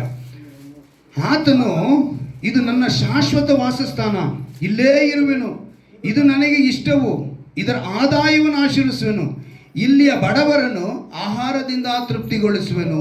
ಎಷ್ಟು ಅದ್ಭುತವಾದ ಮಾತು ನೋಡ್ತಾ. ಇಲ್ಲಿ ವಾಸ ಮಾಡ್ತಾರೆ, ಇಲ್ಲಿರೋ ಆದಾಯನ ಅವರು ಇದು ಮಾಡ್ತಾರೆ, ಇಲ್ಲಿ ಶಾಶ್ವತ ವಾಸಸ್ಥಾನ ಮಾಡಿಕೊಡ್ತಾರೆ, ಆಹಾರದಿಂದ ತೃಪ್ತಿಗೊಳಿಸ್ತಾರೆ. ಅದ್ಭುತವಾಗಿ ದೇವರ ಮಾತನ್ನು ಕೊಟ್ಟಿದ್ದಾರೆ. ನಾವು ತಿಳ್ಕೋಬೇಕು. ಇಲ್ಲಿ ಕೃತಜ್ಞತಾ ಸ್ತುತಿಯೊಂದಿಗೆ ಬಂದು ಕೀರ್ತನೆಯೊಂದಿಗೆ ದೇವರನ್ನು ಆರಾಧಿಸಿ ಈ ಆಲಯದಲ್ಲಿ ಅದನ್ನು ಕಲಿತು ನಾವು ದೇವರ ನಾಮವನ್ನು ಮಹಿಮೆಪಡಿಸಬೇಕು. ಅಂದರೆ ಈ ಲೋಕದ ಕತ್ತಲೆಯಿಂದ ನಾವು ದೂರ ಇರುವುದಕ್ಕೆ ನಮಗೆಲ್ಲರಿಗೇನು ಬೇಕು? ಒಂದು ಆಲಯ ಬೇಕು. ಮನುಷ್ಯನು ಕಟ್ಟಿರೋ ಗುಡಿಯಲ್ಲಿ ವಾಸ ಮಾಡೋದಿಲ್ಲ ಅನ್ನೋದಕ್ಕೆ ಅರ್ಥ ಏನು? ಮನುಷ್ಯರೆಲ್ಲ ಸೇರಿ ದೇವರನ್ನು ಸ್ತುತಿಸುವುದಕ್ಕೆ ಅವರು ಕಟ್ಟಿರುವ ಗುಡಿಗಳು ಏನಕ್ಕೆ? ಎರಡಕ್ಕೂ ವ್ಯತ್ಯಾಸ ನಾವು ತಿಳಿದುಕೊಂಡಿದ್ವಿ. ಒಂದು ಪವಿತ್ರ ಸ್ಥಳ ಬೇಕು. ಆ ಸ್ಥಳವೇ ನಾವು ಕಟ್ಟಿರುವಂಥ ಆಲಯ. ಏನಕ್ಕೆ ಇದು ಬೇಕು ಅಂದರೆ, ಪವಿತ್ರಾತ್ಮನು ನಮ್ಮಲ್ಲಿ ವಾಸ ಮಾಡಿದ್ದಾನೆ ಈ ಶರೀರದಲ್ಲಿ. ಈ ಶರೀರಗಳೆಲ್ಲ ಸೇರಿ ದೇವರನ್ನು ಆರಾಧಿಸುವುದಕ್ಕೆ ಒಂದು ಪವಿತ್ರ ಸ್ಥಳ ಬೇಕು, ಅದುವೇ ಆಲಯ. ನಾವು ಕುಳಿತಿರುವ ಈ ಆಲಯ, ಇದರಲ್ಲಿ ನಾವು ಬಂದರೆ ಆಸಕ್ತಿ ಉಳ್ಳವರಾಗ್ತೀವಿ, ದೇವರ ನಾಮನ ಅರಿತೀವಿ, ದೇವರನ್ನ ಆ ಆಶೀರ್ವಾದನ ಹೊಂದಿಬಿಡಿ. ಈ ಅನುಭವ ಕೊಡಿ ಅಂತೇಳಿ ನಾವೆಲ್ಲ ಮೊಣಕಾಲು ಹಾಕಿ ಪ್ರಾರ್ಥನೆ ಮಾಡೋಣ. ಎಲ್ಲರೂ ಮೊಣಕಾಲು ಹಾಕಿ ನಾವು ಪ್ರಾರ್ಥನೆ ಮಾಡೋಣ. ಸ್ತೋತ್ರ ಕರ್ತನೇ, ಸ್ತೋತ್ರಪ್ಪ. Hallelujah, hallelujah. ಒಳ್ಳೆಯ ವಾಕ್ಯದಿಂದ ನಮ್ಮನ್ನು ಬಲಪಡಿಸಿದ್ರಿ ಅಪ್ಪ. ನಿನ್ನ ಬಳಿ ನಾವು ಕೃತಜ್ಞತಾ ಸ್ತುತಿಯೊಂದಿಗೆ ಬರಬೇಕು ಕರ್ತನೇ. ನಾವು ಇರುವಂಥ ಸ್ಥಳಗಳು ಪವಿತ್ರವಾಗಿರಬೇಕು ಎಂಬುದನ್ನು ನಾವು ವಾಕ್ಯದಿಂದ ತಿಳಿದುಕೊಂಡುವೆಪ್ಪ. ಇದು ನಿನ್ನ ಶಾಶ್ವತ ವಾಸಸ್ಥಾನ ಕರ್ತನೆ. ನೀನು ಇಲ್ಲೇ ಇರುವೆಂದು, ಇದನ್ನು ಇಷ್ಟಪಡುತ್ತೀಯನು, ಇದರ ಆದಾಯವನ್ನು ಆಶ್ರಯಿಸುವೆನೆಂದು, ಬಡವರನ್ನು ಆಹಾರ ತೃಪ್ತಿಗೊಳಿಸುವೆಂದು ಮಾತು ಕೊಟ್ಟಿದೆಯಾ ಕರ್ತನೆ. ನಾವು ಕರ್ತನೆ ಕೃತಜ್ಞತಾ ಸ್ತುತಿಯೊಂದಿಗೆ ನಿನ್ನ ಬಳಿ ಬರೋದಕ್ಕೆ ಕೃಪೆ ಮಾಡಿ ಕೊಟ್ಟಿರುವುದಕ್ಕಾಗಿ ಸ್ತೋತ್ರ ರಾಜ. ಕರ್ತನೆ ಕೀರ್ತನೆಯೊಂದಿಗೆ ನಿನ್ನ ಬಳಿ ನಾವು ಬರಬೇಕು ಕರ್ತನೆ. ಅದನ್ನು ಅರಿತವರಾಗಿ ನಾವಿರುವುದಕ್ಕೆ ಕೃಪೆ ಮಾಡಿಕೊಡೋದಕ್ಕಾಗಿ ಸ್ತೋತ್ರ ಕರ್ತನೆ. ಕೃತಜ್ಞತಾಸ್ತುತಿಯೊಡನೆ ಆತನ ಮಂದಿರ ದ್ವಾರಗಳಿಗೂ ಕೀರ್ತನೆಯೊಡನೆ ಆತನ ಅಂಗಳಿಗೂ ಬನ್ನಿರಿ. ಆತನ ಉಪಕಾರ ಸ್ಮರಿಸಿರಿ, ಆತನ ನಾಮವನ್ನು ಕೊಂಡಾಡಿರಿ ಅಂತ ಹೇಳಿದೆಯಪ್ಪ. ನಿನ್ನನ್ನು ನೆನೆಸಿ ನಾವು ಕೊಂಡಾಡ್ತಿದ್ದೇವೆ. ಈ ಅನುಭವದೊಳಗೆ ನಡೆಸು ಅಂತೇಳಿ ಯಾರ್ಯಾರು ಒಪ್ಪಿಸಿಕೊಡುತ್ತಿದ್ದಾರೋ ಅವರೆಲ್ಲರನ್ನು ಕೂಡ ಈ ವಾಕ್ಯದಿಂದ ಕರ್ತನೆ ಆಶೀರ್ವದಿಸಬೇಕನ್ನ ಪ್ರಾರ್ಥಿಸ್ತೇನೆ.